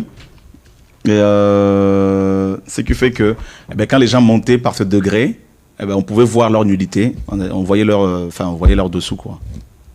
Ah, d'accord. Voilà. D'accord, je comprends. Et sinon, j'ai une autre question qui n'a rien à voir. J'avais entendu que vous disiez que bon, quand on emmenait nos enfants dans le lieu de psychiatre et tout ça, c'était pas qu'il fallait pas le faire. Comment? Si nos enfants, bon, on les emmenait consulter des psychiatres, des pédopsychiatres, pardon, et tout ça, qu'il fallait pas le faire parce que le plus grand pédopsychiatre, comme plus grand docteur, c'est notre Dieu. Mais en fait, c'est pareil aussi pour les cours d'orthophoniste. C'est pareil de toute façon. Pas toujours, hein. Ça c'est. Pareil. Non, c'est pas pareil. Et c'est pas pareil. Là, si tu amènes ton enfant voir un orthopho, c'est beaucoup plus pour les oreilles, tout ça. Et bon, enfin bref, pour aussi que l'enfant apprenne à parler, pardon, pour parler, le langage, ouais, pardon, excusez-moi. Autant pour moi. Donc c'est pour le langage. Et maintenant, la psychologie, nous ne pouvons pas vous interdire d'aller voir les médecins, loin de là. Ce n'est pas notre objectif, notre mission, et que chacun ait une pleine conviction dans son cœur par rapport à ce qu'il ressent. Voilà, donc ma foi n'est pas forcément la foi de tout le monde. Bien sûr. Voilà, ma soeur. D'accord. Voilà. Bon, moi, c'était juste ces deux questions que j'avais. Et puis, en fait, j'avais aussi quand même une autre question sur Apocalypse 12. Mais j'avais enregistré vos messages sur la démonologie. Je pense que c'est expliqué là-dedans. Donc, je vais pas trop vous retarder avec ça. Merci. Donc, je vais mettre mes prédications pour avoir d'autres explications. Merci. Bénisse dans tout ce que vous faites. Et puis, je pense également à vous dans mes prières. Donc voilà, que Dieu vous soutienne et que vraiment vous soyez tous bénis autant que vous êtes. Amen. Merci Seigneur. Merci. À bientôt. Merci beaucoup en tout cas. Allô, bonsoir. Allô, bonsoir. Allô, bonsoir. Oui. Je suis en direct de Radio de Vie. Vous nous appelez comment? Vous vous appelez comment? Vous nous appelez d'où? J'appelle du Maroc. Du Maroc? Oui, je suis togolais et moi je suis étudiant au Maroc. D'accord. Vous pouvez baisser le son chez vous? Baisser le son de l'ordinateur, s'il vous plaît. D'accord. L'éteindre carrément et arrêter la radio. Oui, et baisser plutôt le son de l'ordinateur. Oui, j'écoute actuellement le son. Baissez le son de l'ordinateur chez vous et parlez au téléphone seulement. D'accord, merci. Voilà. Allô, bonsoir. Donc vous nous appelez du Maroc? Oui. D'accord. Et c'est quoi votre question? En fait, c'est juste pour vous encourager dans l'œuvre que vous faites. Merci Seigneur. Et en tout cas, que le Seigneur vous soutienne. Et nous avons eu vos appels et vos enseignements depuis l'année passée par un frère qui était de passage d'ici vers le Gabon. D'accord. Et franchement, nous avons vraiment apprécié les enseignements. Et nous sommes dans une petite ville du Maroc, en tout cas, c'est une ville Kénitra. Et depuis le temps où nous vous suivons, nous faisons quand même une fois pour diffuser encore ces messages à notre alentour et puis un peu partout à nos frères qui sont avec nous ici au Maroc. Bon, ça a été difficile, en tout cas, certains au début les ont rejetés, mais par contre d'autres ont vraiment du plaisir dans tous ces enseignements et c'était vraiment très. Ah, on a perdu notre frère du côté du Maroc. Que Dieu soit béni. On voudrait prendre un passage dans Deutéronome chapitre 25, le verset 1er au verset 3. Deutéronome 25, 1 à 3. Lorsque des hommes ayant entre eux une querelle se présenteront en justice pour être jugés, on absoudra l'innocent et l'on condamnera le coupable. Si le coupable mérite d'être battu, le juge le fera étendre par terre et frappera en sa présence d'un nombre de coups proportionné à la gravité de sa faute. Il ne le fera pas donner plus de 40 coups, de peur que si l'on continue à le frapper en allant beaucoup au-delà, ton frère ne soit avili à tes yeux. Donc quand un coupable était condamné, on ne lui donnait pas plus de 40 coups. Donc voilà pourquoi on leur donnait 40 coups moins 1, c'est-à-dire 39 coups. Donc Jésus-Christ a été battu il a été fouetté par les Romains avec ce fouet avec des lanières au bout desquelles il y avait des crochets. Donc on lui avait donné 39 coups précisément. Et Paul dit que lui, il avait reçu 39 coups fois 5. Hein, donc c'était horrible. Hein, donc il a été complètement déchiré de partout. Et à cause du Seigneur, à cause de l'évangile, frères et sœurs. Donc que Dieu nous aide. Hein. Vous savez, quand on reçoit des révélations de la part du Seigneur, de grandes illuminations, il faut s'attendre à des grandes attaques. Donc, qui dit grand appel, dit grand combat. Qui dit grande révélation, dit grande souffrance. Voilà. Donc, on veut bien voir la gloire de Dieu, mais on ne veut pas souffrir, on ne veut pas payer le prix. Alors, il faut être prêt. Allô, bonsoir. L'Allemagne. D'accord. Je m'appelle Hélène. D'accord. Bon, je voulais que vous nous expliquiez par rapport à la question que la sœur avait posée avant, sur le mariage et sur le divorce. Oui. Ici, je vois dans Marc 10, à partir du verset 4 jusqu'au verset 12. Et encore 1 Corinthiens 7, à partir du verset 8 jusqu'au verset 16. Oui, c'est ça. Je voulais que tu nous expliques un peu. Oui, et effectivement, ici, le Seigneur répond à la question des pharisiens. Oui. Les pharisiens, au verset 2 de Marc 10, l'abordèrent et pour l'éprouver, ils lui demandèrent s'il est permis à un homme de répudier sa femme. Oui. De répudier sa femme. Il leur répondit, que vous a prescrit Moïse? Moïse dirent-ils, a permis d'écrire une lettre de divorce et de répudier sa femme. Et Jésus dit, c'est à cause de la dureté de votre cœur que Moïse vous donne ce précepte. Mais au commencement de la création, Dieu fit l'homme et la femme. C'est pourquoi l'homme quittera son père et sa mère et s'attachera à sa femme. Oui. Et les deux deviendront une seule chair. Oui. Ainsi, ils ne seront plus deux, mais ils seront une seule chair. Que l'homme donc ne sait pas parce que Dieu a joint. Et lorsqu'ils furent dans la maison, les disciples l'interrogèrent là-dessus. Il leur dit, celui qui répudie sa femme et qui en épouse une autre commet un adultère à son égard. Et si une femme quitte son mari et en épouse un autre, elle commet un adultère. Alors, dans Matthieu 19, c'est bien expliqué. Où il est dit au verset, Matthieu 19, le verset 9, mais je vous dis que celui qui répudie sa femme, sauf pour infidélité, et qui en épouse une autre, commet un adultère. Donc la seule raison qui peut briser les liens du mariage, c'est l'infidélité. Oui. Et le mot infidélité ici en grec, c'est pornoia. Pornoia qui donne en français pornographie. Donc il s'agit d'une infidélité sexuelle. Oui. Voilà, donc il n'y a que ça qui peut briser le lien du mariage. Et si maintenant l'un de le conjoint adultère demande pardon, il faudrait lui accorder le pardon. Oui. Voilà, mais s'il continue dans cette vie, c'est sûr que le mariage peut être dissolu. Et le conjoint fautif doit rester célibataire toute sa vie. Et c'est la personne qui a été la victime, celle qui a été trompée, peut se remarier, bien sûr. Ah bon? Dans le Seigneur, oui, tout à fait. Ah bon? Oui. Donc l'autre, c'est resté... Le fautif, celui qui part, qui ne veut plus de sa femme ou de son mari, qui pratique sa vie de péché, c'est sûr que... Si, par exemple, le mari qui pratique le péché et que le mari demande pardon et la femme ne veut pas pardonner, c'est maintenant la femme qui part. Bon, si la femme part, normalement, il y a un manque de... Si le mari se repent, la femme doit lui pardonner. Oui. Voilà. Mais si elle ne pardonne pas. Mais si elle ne pardonne pas, elle est dans ses droits parce que le mari est fautif. La parole dit que seule l'infidélité sexuelle peut briser le lien du mariage. Ah bon? Merci, que Dieu vous bénisse. Au revoir. Voilà. Que Dieu soit béni. Alors, voilà. Merci Seigneur pour ton œuvre. Voilà. Alors, par rapport à la résurrection, je crois, peux-tu nous donner des précisions entre les gens qui auront vécu la première et la deuxième résurrection?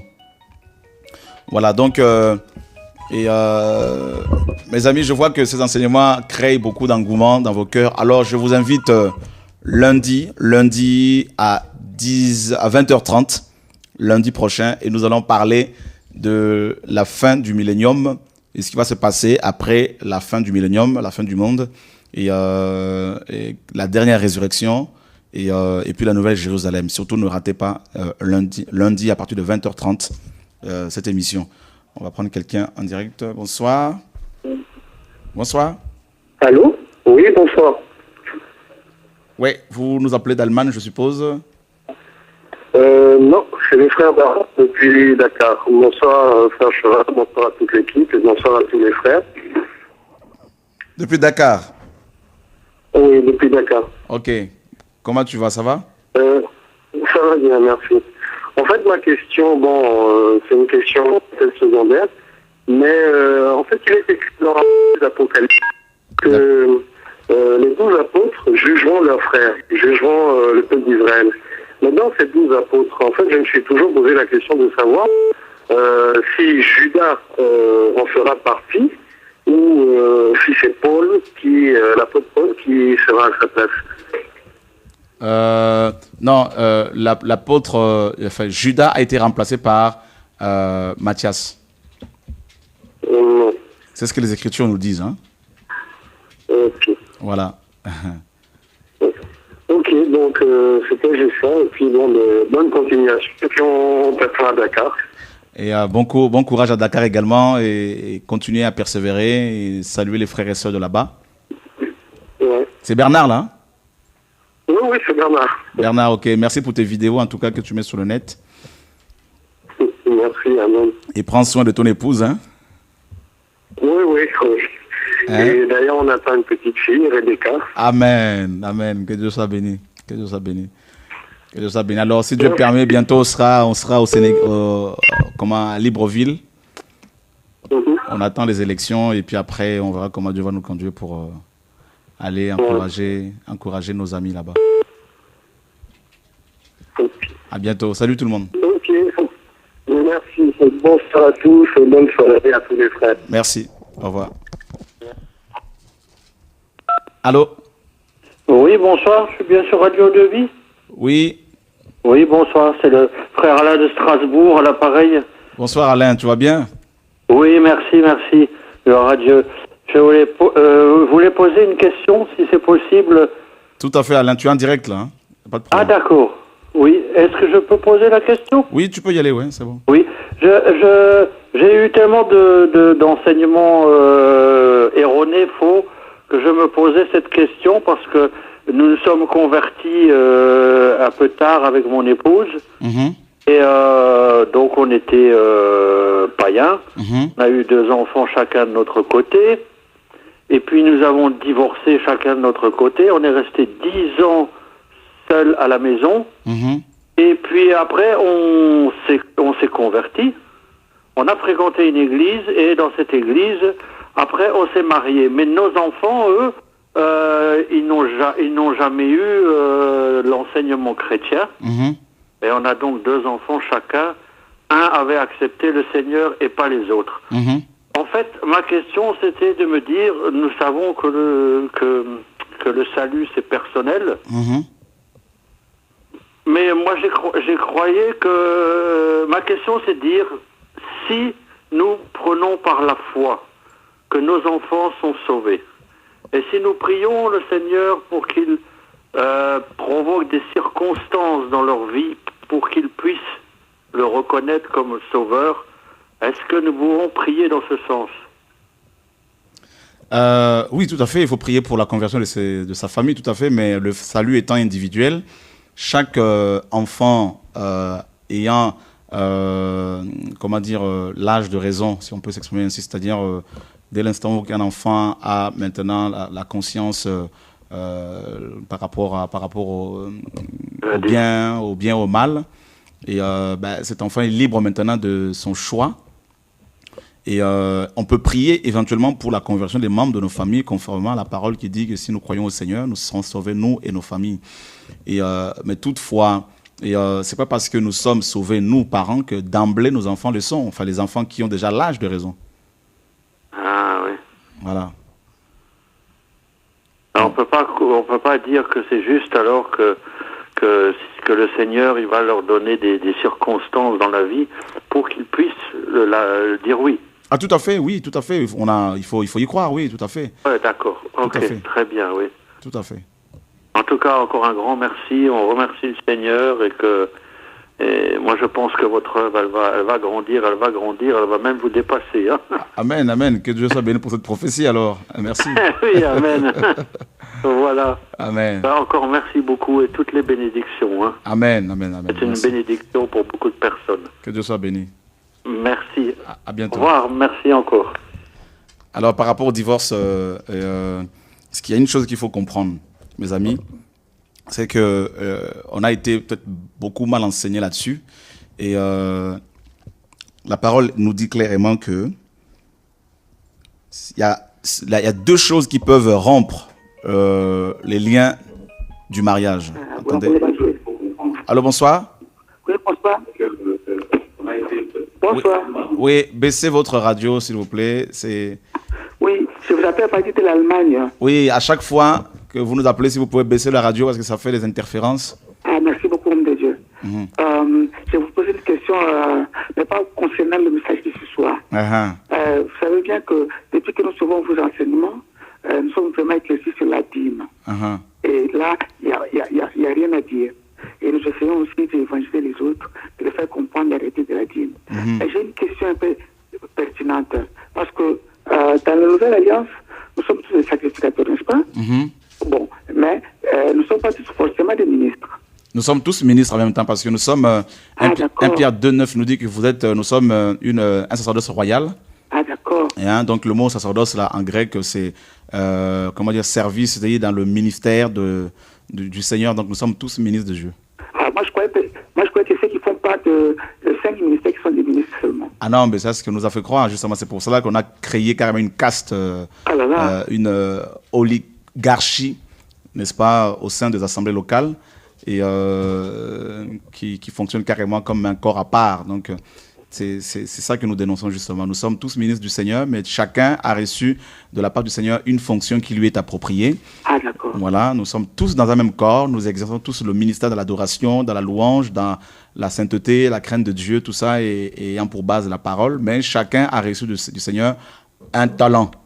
Ah, et dans 1 Pierre 4, 10, Pierre dit, et comme des bons dispensateurs de diverses grâces de Dieu, que chacun mette au service de l'autre ou des autres les diverses grâces qu'il a reçues. Donc, nous sommes tous des dispensateurs. Un dispensateur, c'est quelqu'un qui dispense quelque chose, quelqu'un qui transmet quelque chose, quelqu'un qui a reçu de la part du Seigneur quelque chose pour pouvoir le retranscrire. Donc, nous avons tous reçu de Dieu et des choses de la part de sa part. Nous sommes ministres du Seigneur. Il y en a qui sont ministres dans la guérison, dans la délivrance, ministres dans l'exhortation, dans l'enseignement, dans la prophétie, dans la parole de connaissance, la parole de sagesse. Mais nous sommes tous ministres du Seigneur. Et ce ministère a 3 aspects. Le premier aspect, c'est l'adoration. Et c'est dans la présence du Seigneur. Nous sommes tous adorateurs. Le deuxième aspect, c'est la communion fraternelle. Donc, c'est une relation, horizontale. Envers les autres. Donc, premièrement, c'est vertical vers le Seigneur, l'adoration. Deuxièmement, horizontal envers les frères et sœurs. Et là, nous exerçons les dons que Dieu nous a confiés, les divers ministères. Et puis le troisième point, ou le troisième pôle dans notre ministère de sacerdoce de tous les croyants, c'est envers les inconvertis, donc l'évangélisation dans le monde. Voilà, donc nous sommes tous appelés à évangéliser parce que nous sommes tous ministres du Seigneur. Et voilà les 3 directions dans lesquelles s'exerce le ministère des croyants. D'accord. Mais il y a une question qui me tourmente un peu là. Dans 1 Corinthiens 9, si nous voyons à partir de 11, nous prenons 13 et 14. Hein? Là, l'apôtre parle de... par exemple, ceux qui sèment dans l'évangélisation doivent nourrir de l'évangélisation, par exemple. Hein? Ouais, ceux qui sont appelés ceux qui sont appelés à prêcher. Oui. Et commençons par 11, par exemple. Dans 1 Corinthiens chapitre 9. 1 Corinthiens 9, oui. Là, c'est bon, là, tu nous secoues, là, ce soir, là, c'est bien. Là. Amen, amen, amen, amen. Hein, Dieu, de même que le Seigneur a ordonné à ceux qui annoncent l'évangile de vivre de l'évangile. Commençons d'abord par le verset 11. Ok, si nous avons semé parmi vous les biens... nous allons pas 13 et 14. Ok, si nous avons semé parmi vous les biens spirituels, est-ce une grosse affaire si nous moissonnons vos biens temporels? Voilà, ça c'est l'apôtre Paul qui parle. Tout à fait, parce qu'il avait semé les biens spirituels dans les cœurs des chrétiens. Voilà. Est-ce que les pasteurs d'aujourd'hui sèment-ils les biens spirituels dans les cœurs des chrétiens ou sèment-ils l'amour de l'argent? Ah, d'accord. Ça, c'est la question, hein. Je ne sais pas, hein. C'est toi qui as la réponse. Voilà, je vois ce que vous voulez dire par là. Ok. Descendons à 13 et 14 maintenant. C'est là où ma question vraiment se base. Ok. Ne savez-vous pas que ceux qui remplissent les fonctions sacrées sont nourris par le temple? Ouais. Et que ceux qui servent à l'autel ont part à l'autel? Voilà. Et 14, de même que... Le Seigneur a ordonné à ceux qui annoncent l'évangile de vivre de l'évangile. Voilà. Expliquez-moi un peu tout là. Tout à fait, parce que d'abord, ici, quand cette épître était écrite, le temple n'était pas encore détruit. Ah, d'accord. Donc, c'est pour cela qu'il faut prendre la parole dans leur contexte historique aussi. Hein. C'est-à-dire, le temple de Jérusalem avait été détruit en l'an 70, alors que cette épître était écrite avant cette date. Donc, le temple continuait à être utilisé par les Juifs orthodoxes. Donc, les sacrificateurs qui faisaient le service dans le temple, souverains sacrificateurs notamment, mangeaient, n'est-ce pas, les animaux qui avaient été amenés, qu'on amenait au temple pour le sacrifice. Alors, maintenant, Paul dit que ceux qui annoncent l'évangile sont appelés à vivre de l'évangile. Alors, maintenant, ce qu'il faut comprendre ici, c'est que dans 1 Pierre chapitre 2, verset 9, on nous dit que c'est tous les chrétiens qui sont appelés à annoncer l'évangile. Oui. N'est-ce pas? Bien sûr. Et puis, maintenant, on nous dit que car l'ouvrier mérite son salaire, n'est-ce pas? Voilà. N'est-ce pas, hein? Tout à fait, oui. Tu prends aussi 1 Timothée chapitre 5. D'accord. 1 Timothée chapitre 5. Ça, ce sont des bons versets qu'il faut connaître pour pouvoir démonter les enseignements de charlatans. Parce que cette semaine, Dieu ne m'a pas beaucoup poussé à les dénoncer. Donc, plus enseigner, merci Seigneur, parce que chaque chose a son temps. Après, on va revenir dessus encore, je crois. Ouais, on est là. 1 Timothée chapitre 5. Ouais. Et nous lisons le verset 18. Car l'Écriture dit, tu ne muselleras point le bœuf quand il foule le grain. Ouais. Et l'ouvrier mérite son salaire. Ok. Alors maintenant ici, on compare l'ouvrier à... L'ouvrier, mon ami, mon frère, ce n'est pas quelqu'un qui a bien costume et cravate, qui est dans un bureau climatisé. L'ouvrier, c'est quelqu'un qui se salit les mains, qui a une combinaison qui peut se salir. C'est un homme de terrain. D'accord. Hein, quand on parle d'ouvrier, on voit les maçons, on voit les charpentiers. Ouais. Ce ne sont pas des chefs d'entreprise. Hein. C'est clair, ouais. Contrairement à beaucoup de pasteurs qui se disent ouvriers, qui se disent ouvriers et qui réclament un salaire alors qu'ils sont... ils travaillent dans le chantier, ils sont intouchables, si je peux m'exprimer ainsi. Donc ceux qui travaillent dans le chantier, quelque chose. Voilà, donc qui ne sont plus des serviteurs, mais ils sont carrément des patrons. Voilà.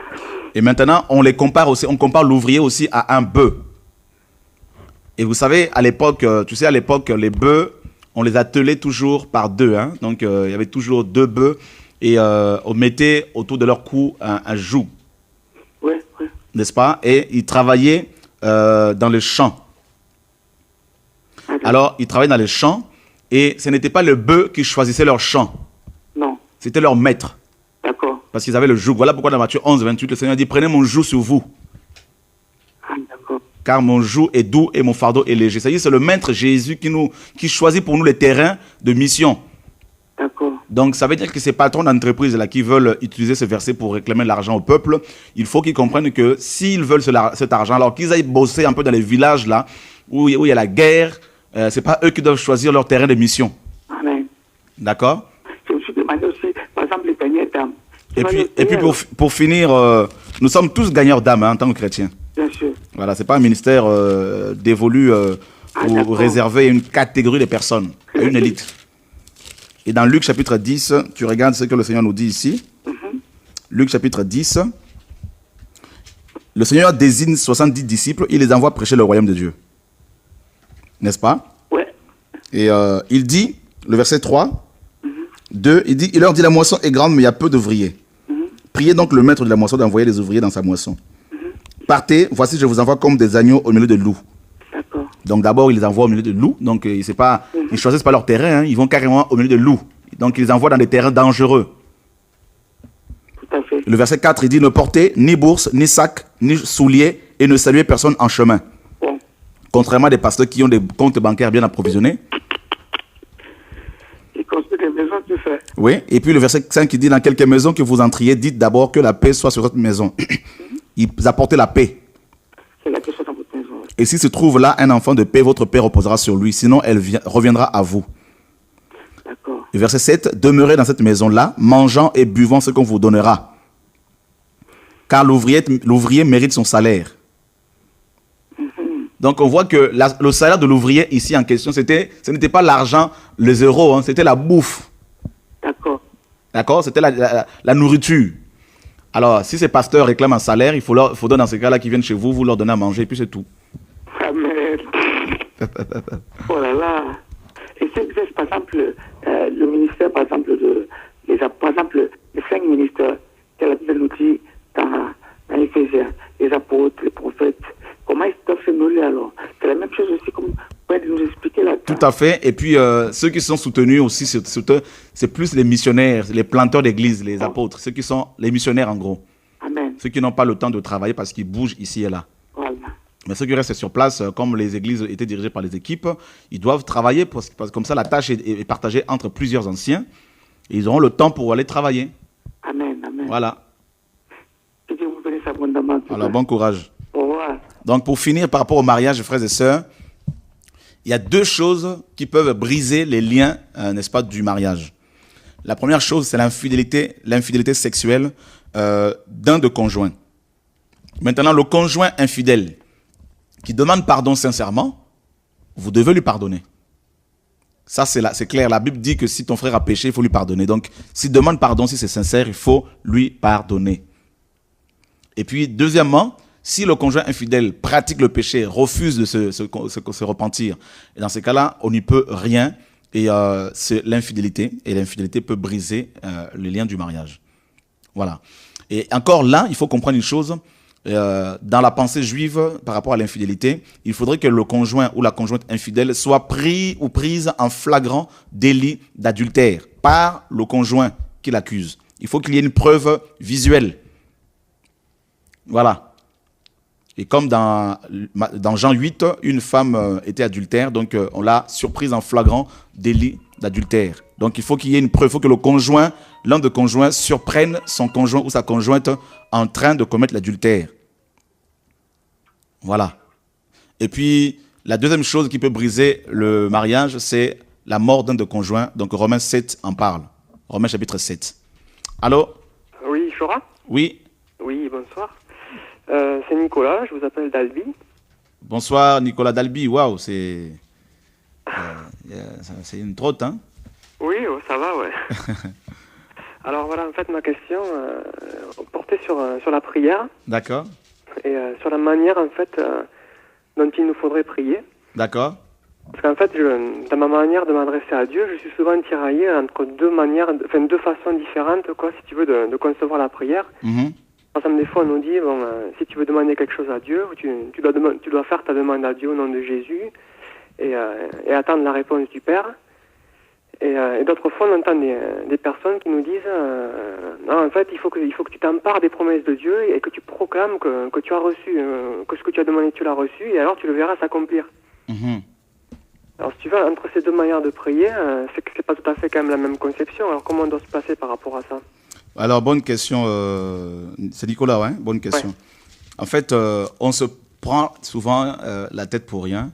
On s'embête trop, des fois, par rapport à la prière. Et c'est comme ça que, malheureusement, beaucoup rentrent dans des philosophies, essayent de comprendre, de raisonner, tout ça. Et on passe à côté. En fait, Dieu est tellement simple.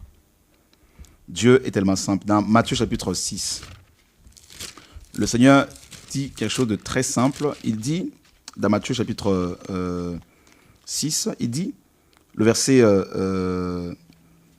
3, il dit, mais quand tu fais l'aumône, que ta main gauche ne sache pas ce que fait ta main droite, afin que ton aumône se fasse en secret, et ton Père qui voit dans le secret te le rendra. Lorsque vous priez, ne soyez pas comme les hypocrites qui aiment à prier debout dans les synagogues et au coin des rues pour être vus des hommes. Je vous le dis, en vérité, ils ont leur récompense. Mais quand tu pries, entre dans ta chambre. Donc la chambre aussi, c'est l'intimité. Ferme ta porte et prie ton Père qui est là, dans le lieu secret. Et ton Père qui voit dans le secret te le rendra. Le verset 7, en priant, ne multipliez pas de vaines paroles, comme les païens qui s'imaginent qu'à force de paroles, ils seront exaucés. Ne leur ressemblez pas, car votre Père sait de quoi vous avez besoin avant que vous le lui demandiez. Oui. Donc Dieu connaît déjà nos besoins. Maintenant, ce qu'il faut plus faire, au lieu de souvent demander, il faut beaucoup plus l'adorer. D'accord. Voilà, il faut beaucoup plus l'adorer. Et puis dans l'adoration, Dieu automatiquement répondra à nos besoins. Ouais. Et dans Psaume 37, il nous est dit, fais de l'Éternel tes délices et il te donnera ce que ton cœur demande. Tu vois? D'accord. Voilà, donc il faut beaucoup plus développer une vie d'adoration, d'exaltation, exalter le Dieu, l'honorer, le craindre, le respecter. Et si on fait sa volonté, le Seigneur nous donnera automatiquement. En fait, on n'aura même pas besoin de demander. Je ne dis pas qu'il ne faut pas demander, mais je dis qu'il faut faire la volonté de Dieu. Et si on fait la volonté du Seigneur, si on le craint, si on l'aime, et il va automatiquement répondre à nos besoins. D'accord. Voilà. Maintenant, la prière de demande, parce qu'il y a plusieurs types de prières. Il y a l'adoration, il y a la demande, il y a l'intercession. Ouais. Maintenant, si l'on veut demander quoi que ce soit au Seigneur, ben, on le demande au nom de Jésus-Christ, effectivement. Mais ce qu'il faut comprendre, c'est que quand on va dire à chaque fois au nom de Jésus, c'est pas pour autant que ça va marcher. Parce que dans Acte 19, il y a 7 fils de Séva qui avaient utilisé le nom de Jésus-Christ. Ils ont essayé d'invoquer le nom du Seigneur, d'utiliser une puissance à laquelle ils étaient totalement étrangers. Et ils ont été complètement confondus, complètement désavoués. Et parce qu'ils avaient bien évidemment invoqué le nom de Jésus, mais par contre, ils ne le connaissaient pas. Donc, quand le Seigneur dit tout ce que vous demanderez à mon nom, je vous le donnerai, il voulait simplement dire tout ce que vous demanderez par rapport à l'enseignement que je vous ai donné. Parce que le nom, là, est lié à l'enseignement. Oui. N'est-ce pas? Ouais. Voilà, c'est tout simplement. Parce qu'un païen qui va utiliser le nom de Jésus-Christ à tous azimuts, ce n'est pas pour autant qu'il sera exaucé. D'accord. Donc, dans 1 Jean 5, le verset 14 à 16, on nous dit que si nous demandons quelque chose selon sa volonté, il nous exaucera. Ouais. N'est-ce pas? Donc, et puis dans Proverbe 18, Proverbe 29, Proverbe 28, verset 9, il nous est dit que si celui qui... si quelqu'un détourne l'oreille pour ne pas écouter la loi, sa prière même est une abomination. Ouais. Donc, ça veut dire que nos prières doivent avoir pour fondement la parole. Donc, si on ne fait pas, on ne vit pas la parole du Seigneur, si on ne marche pas selon la parole du Seigneur, même si l'on prie, même si on fait des jeûnes, même si on crie toute la nuit, on ne sera pas pour autant exaucé. Et en fait, je te dis ça parce que souvent, pour la prière d'intercession par rapport aux inconvertis, j'ai déjà entendu des personnes qui disaient que quand on prie, par exemple, pour les inconvertis, en fait, c'est comme du combat spirituel, quoi. Oui, mais en fait, beaucoup, malheureusement, font plus des incantations avec des prières assez très, très incantatoires. Hein. Et c'est comme des mantras. Ouais, voilà, parce qu'en fait, on entend des fois les gens, ils disent, par exemple... je sais pas quoi, je chasse des mots d'incrédulité ou alors enfin tu vois, je veux dire par exemple non, ça nous appartient pas ça aussi quelque part quoi de proclamer comme ça des choses n'importe comment quoi. Pas du tout, parce que c'est justement parce que on s'est fait, chacun se fait en fait on a mis Dieu dans une boîte et puis Dieu devient notre serviteur et puis on lui fait faire n'importe quoi. Il y a même des gens qui vont prier pour que le trône du Seigneur soit secoué. Tu te rends compte, nous allons secouer le bras de Dieu, tu vois. C'est quand même c'est insolent. c'est clair. Ouais. Hein, donc c'est totalement irrespectueux. Donc nous devons avoir de la révérence vis-à-vis d'un Dieu aussi grand qu'est notre Dieu. Donc ce n'est pas parce qu'on va crier que Dieu va nous exaucer. Dieu entend toutes les prières, mais Dieu n'exauce pas toutes les prières. Ouais. Dieu exauce les prières qui corroborent, qui sont en accord avec les Écritures. Voilà, donc dans 1 Jean 5, 16, la parole le dit clairement. Donc nous devons prier selon sa volonté. C'est si nous prions, même si nous déclarons des choses, mais si ce n'est pas la volonté du Seigneur, on ne sera pas pour autant exaucé. Exactement, oui. Voilà, donc 1 Jean chapitre 5, le verset 14. Nous avons auprès de lui cette assurance que si nous demandons quelque chose selon sa volonté, il nous écoute. Voilà, donc il faut que nous prions dans la volonté de Dieu. Amen, oui. Voilà. Et une dernière question, c'est par rapport à... quand on prie, en fait, des fois on est tenté de dire papa, enfin au père, quoi, puis des fois on est tenté de s'adresser à Jésus. Enfin, c'est normal des fois, parce que moi je sais des fois quand je prie, bon, des fois c'est un petit peu le flou, des fois je m'adresse à Jésus, des fois je m'adresse au père. Est-ce que c'est normal, quoi, des fois d'avoir un petit peu cette confusion, ou oui, non, il n'y a pas de problème. S'adresser à l'un ou à l'autre en particulier? Il n'y a pas de problème. C'est la même personne de Dieu, donc il n'y a pas de souci. D'accord. Et dans Actes chapitre 8, Actes chapitre 8, effectivement, le verset, Actes chapitre 9, pardon, à la mort d'Étienne. Hein. Ouais. Voilà, donc nous sommes dans les Actes des Apôtres, tout à fait. Et Actes chapitre 7, pardon, nous lisons le verset 60, le verset 59 à 60. Est-il lapidé Étienne qui priait et disait, Seigneur Jésus, reçois mon esprit. Ouais. Hein, Actes chapitre 7, verset 59 à 60. Ah ouais, d'accord. Ouais. Voilà, donc il a prié le Seigneur Jésus-Christ, donc c'est pas un péché, c'est pas un problème, il est Dieu, donc c'est bon. Oui, voilà. Oui. C'est vrai que des fois, voilà, on se dit, bon, le Père, puis Jésus, enfin, bon, on sait qu'il est Dieu, mais c'est vrai que voilà, il peut y avoir... Ouais, parce qu'en fait, ce sont les trinitaires, hein. Dieu est un, il n'y a pas trois dieux. Oui, bien sûr, oui. Voilà, donc Dieu est un, quoi. Il y a le Père, le Fils et le Saint-Esprit, c'est la même personne de Dieu, donc il ne faut pas se compliquer la vie. Et puis Dieu reste un mystère. C'est lui qui va chercher à découvrir, à connaître, à expliquer Dieu, sortira forcément de la doctrine. Ouais. Comment expliquer quelqu'un qui est infini? Oui. Voilà. Ok, bah écoute, merci beaucoup, Chora. Bon courage. Merci, bonne continuation à vous, que le Seigneur vous bénisse. Nous, on est bénis vraiment avec ma femme, je voulais te le dire aussi. On vous écoute, ça fait déjà depuis une dizaine de jours là qu'on a découvert votre radio et ça nous bénit vraiment, quoi. Vous êtes pour nous une source d'encouragement, quoi, parce qu'on a accès comme ça à ces enseignements à la maison et puis on s'endort, on a la parole de Dieu encore qui résonne en nous et on se sent plus proche de Dieu et en même temps ça nous encourage aussi. Moi je sais que ça m'a fait beaucoup de bien parce que par rapport à la notion du Père aussi, quand tu as parlé que Dieu c'était notre papa et tout ça, ça m'a fait beaucoup de bien.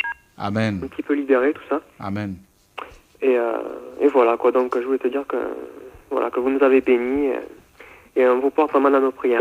Mais vous êtes également une bénédiction parce que si nous sommes aussi encouragés, si nous continuons ces enseignements tout au long de cette semaine, la semaine prochaine également, c'est parce que nous vous savons très nombreux ici et là et ça nous encourage énormément à nous lever encore dans la prière et en tout cas, encourageons-nous réciproquement et que Dieu soit béni. Amen, tout à fait. Merci Seigneur. Voilà. Et que vous puissiez vraiment avoir la liberté de continuer tout ce que vous faites. Amen. Et nous on prie pour vous. Amen, merci. Voilà, bonsoir Chora. Bonsoir, au revoir. Voilà frères et sœurs, pour ce soir on va s'arrêter là. Et c'était ce soir une soirée assez spéciale, questions-réponses. On n'a pas pu répondre à toutes les questions. Mais une chose est sûre, frères et sœurs, c'est que le Saint-Esprit va nous éclairer, va vous éclairer. Et c'est lui le meilleur enseignant. Et notre objectif, comme vous le savez, ce n'est pas de détruire qui que ce soit, c'est vraiment d'ouvrir les yeux, d'aider les frères et sœurs. Je crois qu'il y a encore des besoins. Allô, bonsoir.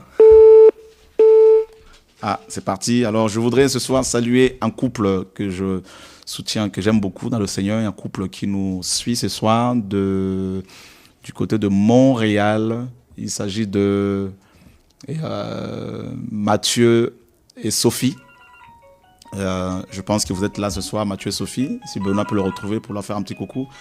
Et Mathieu et Sophie, voilà, on sera bientôt à Montréal. Il y a un séminaire à partir du 26 septembre à Montréal. je serai vraiment dans la joie de pouvoir vous voir, vous retrouver afin de bien partager, bien prier. Et on a vécu tellement de choses à l'île de la Réunion, l'île Maurice, tout ça. Et voilà, donc veillons pour ne pas que l'ennemi puisse voler nos bénédictions et tendons-nous la main les uns les autres et avançons pour la diffusion de l'évangile dans les nations parce que le maître revient bientôt. Alors, je veux venir vous chercher carrément chez vous tous les deux et puis s'asseoir et partager un petit repas canadien. Voilà, avec un peu d'accent canadien. On va se retrouver bientôt et afin de partager des bonnes choses. Je crois que le Seigneur va nous aider, va nous faire du bien. Voilà, Mathieu et Sophie. Alors, à bientôt au niveau de Montréal. Que Dieu soit béni. Et merci pour vos prières, merci pour vos encouragements. Frères et sœurs, que toute la gloire soit rendue au Seigneur. Et comme nous vous le disons souvent, nous ne sommes que des serviteurs, des esclaves de Christ, c'est-à-dire des serviteurs inutiles, n'est-ce pas? Inutiles, totalement zéro. Et ce n'est pas de la fausse modestie. C'est un cœur sincère qui parle, qui s'exprime. Et je voudrais également inviter les frères et sœurs qui nous suivent. Vous savez que notre travail n'est pas facile, n'est pas évident. Et vous allez peut-être vous apercevoir des choses qui peuvent vous paraître inappropriées. Mais notre volonté, c'est vraiment de faire avancer les choses et ne nous lapider pas rapidement. S'il y a des questions, n'hésitez pas à nous appeler pour poser des questions. Et vous savez, le travail que nous faisons, ce n'est pas un travail facile. Il y a besoin d'être encouragé, il y a besoin de prières, il y a besoin que les frères et les sœurs nous disent également la vérité, nous posent des questions comme tout à l'heure une sœur l'a fait. Et ça, c'est très encourageant. Et ça permet à ce que les choses soient bien éclaircies. Parce que vous savez, quand on est au front comme ça, et si l'Église n'est pas dans la prière, l'Église ne nous soutient pas, comme Pierre, quand il était emprisonné, l'Église avait prié pour lui. Et s'il y a beaucoup de pasteurs qui chutent, il y a beaucoup d'apôtres qui abandonnent la foi, frères et sœurs, c'est parce que l'Église elle-même aussi les achève, malheureusement. Ce sont des chrétiens qui les achèvent parce qu'ils ne sont pas vraiment soutenus par la prière, parce qu'ils ne sont pas non plus soutenus sur tout le plan. Et donc on a besoin de sentir qu'il y a un soutien réel des frères et sœurs derrière. Et c'est ça qui nous encourage, parce que tout le monde n'est pas appelé à aller au front. Et tout le monde n'est pas appelé à dénoncer. Nous sommes tous appelés à prêcher Christ, mais chacun a reçu de la part du Seigneur un ministère spécifique. Et c'est ça la force du corps. Quand on reconnaît qu'un frère a reçu quelque chose de la part du Seigneur qu'on n'a pas reçu, on doit l'encourager par la prière, on doit l'encourager avec tout ce que le Seigneur met sur nous, à notre disposition, pour que les choses avancent, quoi. Donc, c'est pas un travail... Parce que vous savez, des fois, il y a la pression est telle que des fois, il y a des fois des envies où tu veux partir loin, disparaître, parce que les ténèbres, le royaume des ténèbres te cible tellement. Vous savez, par exemple, hier, quand je suis sorti de la radio, j'ai reçu un coup de fil d'une jeune fille qui était possédée. Il fallait prier pour elle au téléphone parce que sa famille était complètement en panique. Merci Seigneur, elle a été délivrée. Donc, on a de tels combats et des fois jusqu'à 2h du matin, il faut prier pour les frères, il faut avertir, et c'est vraiment pas facile. C'est vraiment pas facile. Et donc, soyons de ceux-là qui encouragent les ministères et dans la prière, et puis Dieu nous amènera loin. Bon, on prend vraiment la dernière personne au nom de Jésus. Amen. Bonsoir. Allô? Oui, allô? Bonsoir. Bonsoir, c'est Huguette. Huguette, comment tu vas? Ça va, je suis chez Lucie. J'ai compris, parce que j'ai vu le 05 46. Oui, je suis chez Lucie et tu as eu mon frère avant-hier. J'ai eu ton frère, j'ai eu Paul, effectivement. Ouais, j'ai deux questions, mais je sais pas si je vais pas t'embêter avec ces questions. Non, c'est pas un problème. Est-ce que Lucie est là et Jeannot? Bien sûr qu'ils sont là. Lucie est à côté de moi. Elle rit et Jeannot est là. Ok, ça, tu sais que ce sont mes parents, hein, Lucie et Jeannot. Donc, ce sont les miens aussi, donc on est frères et sœurs. Amen. Je vais les appeler, dis-leur que je vais les appeler demain, je pense qu'ils m'entendent. Oui, ils t'entendent, Jeannot vient juste d'arriver. Ok, Jeannot et Lucie, je ne vous ai pas oublié, et comme Paul pouvait dire dans Romains 16, vous faites partie des personnes qui comptent beaucoup pour moi. Et nous non plus, on ne t'oublie pas. Voilà, donc demain je vais vous appeler, on va bientôt venir vous encourager.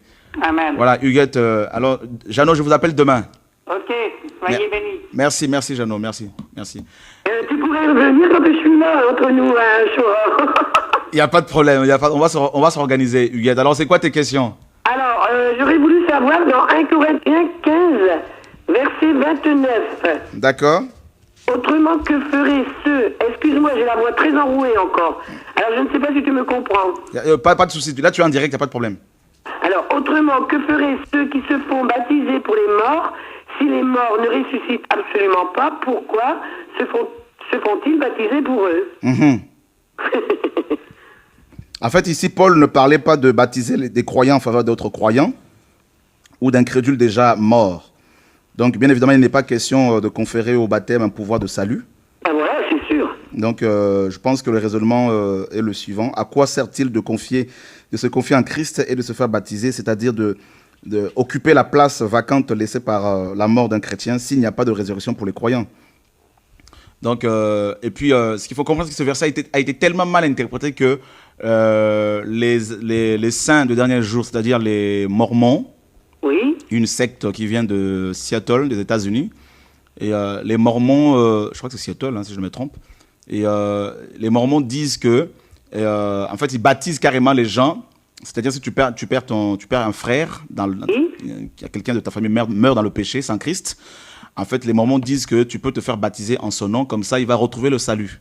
Ah oui, voilà. Voilà. Parce que moi, je disais, on ne faut pas se faire baptiser quand même pour les morts, et même quand on est mort. Voilà. Donc, parce que chez les catholiques, par contre, ils ne sont pas baptisés, mais à chaque fois, ils font des messes pour les morts. C'est ça, je pense. Ça revient au même, en fait. Ah, ça revient au même. Voilà. Parce que ce verset est mal compris. En fait, Paul n'a pas bien expliqué ce qu'il voulait dire. Donc, ça reste encore un mystère. Oui, d'accord. Mais en fait, tu m'as quand même orienté un petit peu, joué un petit peu plus clair. Voilà. J'ai posé beaucoup la question à pas mal de personnes, notamment des pasteurs. Ils ont été incapables de me répondre.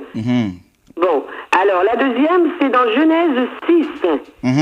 Alors, lorsque les hommes eurent commencé à se multiplier sur la face de la terre et que les filles leur furent nées, les fils de Dieu virent que les filles des hommes étaient belles. Ils en prirent pour femmes parmi toutes celles qui les choisirent. Bon, après, les géants étaient sur la terre en ces temps-là, après que les fils de Dieu furent venus vers les filles des hommes et que leur eurent donné des enfants. Ils viennent de où, ces géants? Enfin, je comprends pas trop, moi, ce passage-là. En fait, les géants, en hébreu, ici, c'est Niphilim. Niphilim signifie tomber du ciel. Tomber du ciel, ah d'accord. Donc, ce sont pas des créatures que Dieu a fait, alors? Non, c'était, en fait, ce sont... en fait, je vais bien expliquer. Le mot Niphilim vient de la racine hébraïque Naphal. Donc, Naphal, qui signifie littéralement tomber ou déchu. Tomber du ciel ou déchu, d'accord. Voilà, donc ces géants étaient, en fait, comment dire, c'était des enfants qui étaient nés de relations entre les anges et les filles des hommes. Oh là là là là là.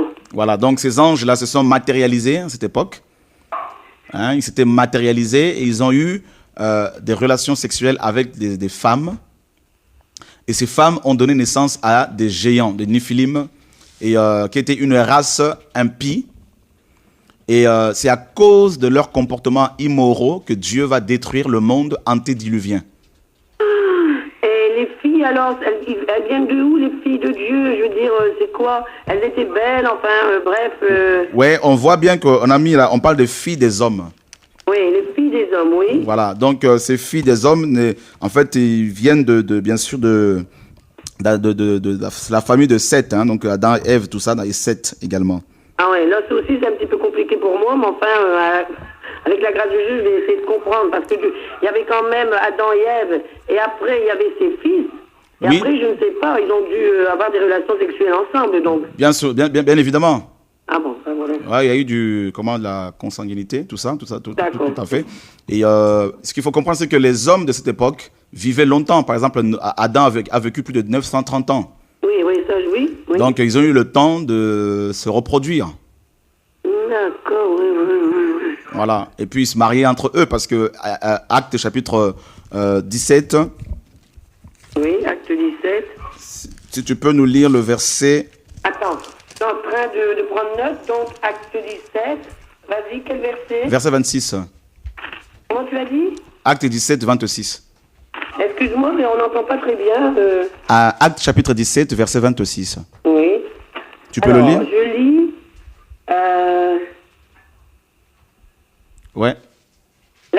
façon et toute chose, il a fait que tous les hommes sortis d'un seul sang habitassent sur toute la surface de la terre, ayant déterminé la durée des temps et les bornes de leur demeure. Voilà, il a fait que tous les hommes sortis d'un seul sang. Un seul sang, oui. Donc nous sommes tous sortis d'un seul homme, Adam. Oui, d'accord. Donc après Adam, Dieu n'a pas créé d'autres personnes. Et en fait, il y a eu de la procréation. D'accord, d'accord. Eh bien, le Seigneur, il donne beaucoup de révélations à Shora parce qu'il y a vraiment des choses qu'on n'a pas été expliquées, on n'a pas eu une bonne... C'est vraiment une grâce que tu as reçue, là. Il faut beaucoup prier pour nous. C'est vraiment... Cette grâce nous amène beaucoup de combats, justement, Huguette. Ouais, je sais, je me doute, parce que c'est pas pour dire à lui si c'est vrai. Hein.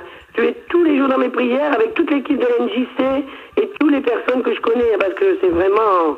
Moi, je remercie le Seigneur d'avoir vraiment connu. Hein. Ça, franchement... entre autres, je ne sais pas sur l'antenne, je vais prendre 2 minutes. J'ai eu 5 frères qui sont venus chez moi. D'accord. Voilà. Ils sont revenus aussi du lundi.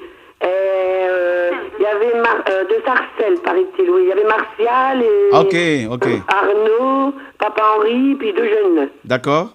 Voilà. Ils sont revenus du lundi, puis après, moi, je suis partie un petit peu chez Lucie parce que, bon, elle était pas très bien, elle est tombée, donc j'ai été l'aider un petit peu, quoi. D'accord. Voilà.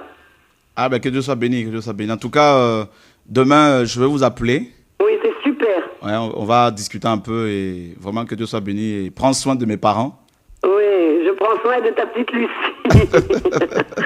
Oui, voilà, de tes parents. Bon, ben j'espère te voir demain aussi. Bon. Il n'y a pas de souci. Je ne vais pas trop prendre à l'antenne alors, hein, parce que t'as beaucoup de combats, oui, je sais. On prie bien pour toi, hein, et que Dieu vous bénisse tous, hein. Merci Huguette, à bientôt. Si ta femme et tes enfants, fais des gros bisous. Merci, elle t'entend ce soir.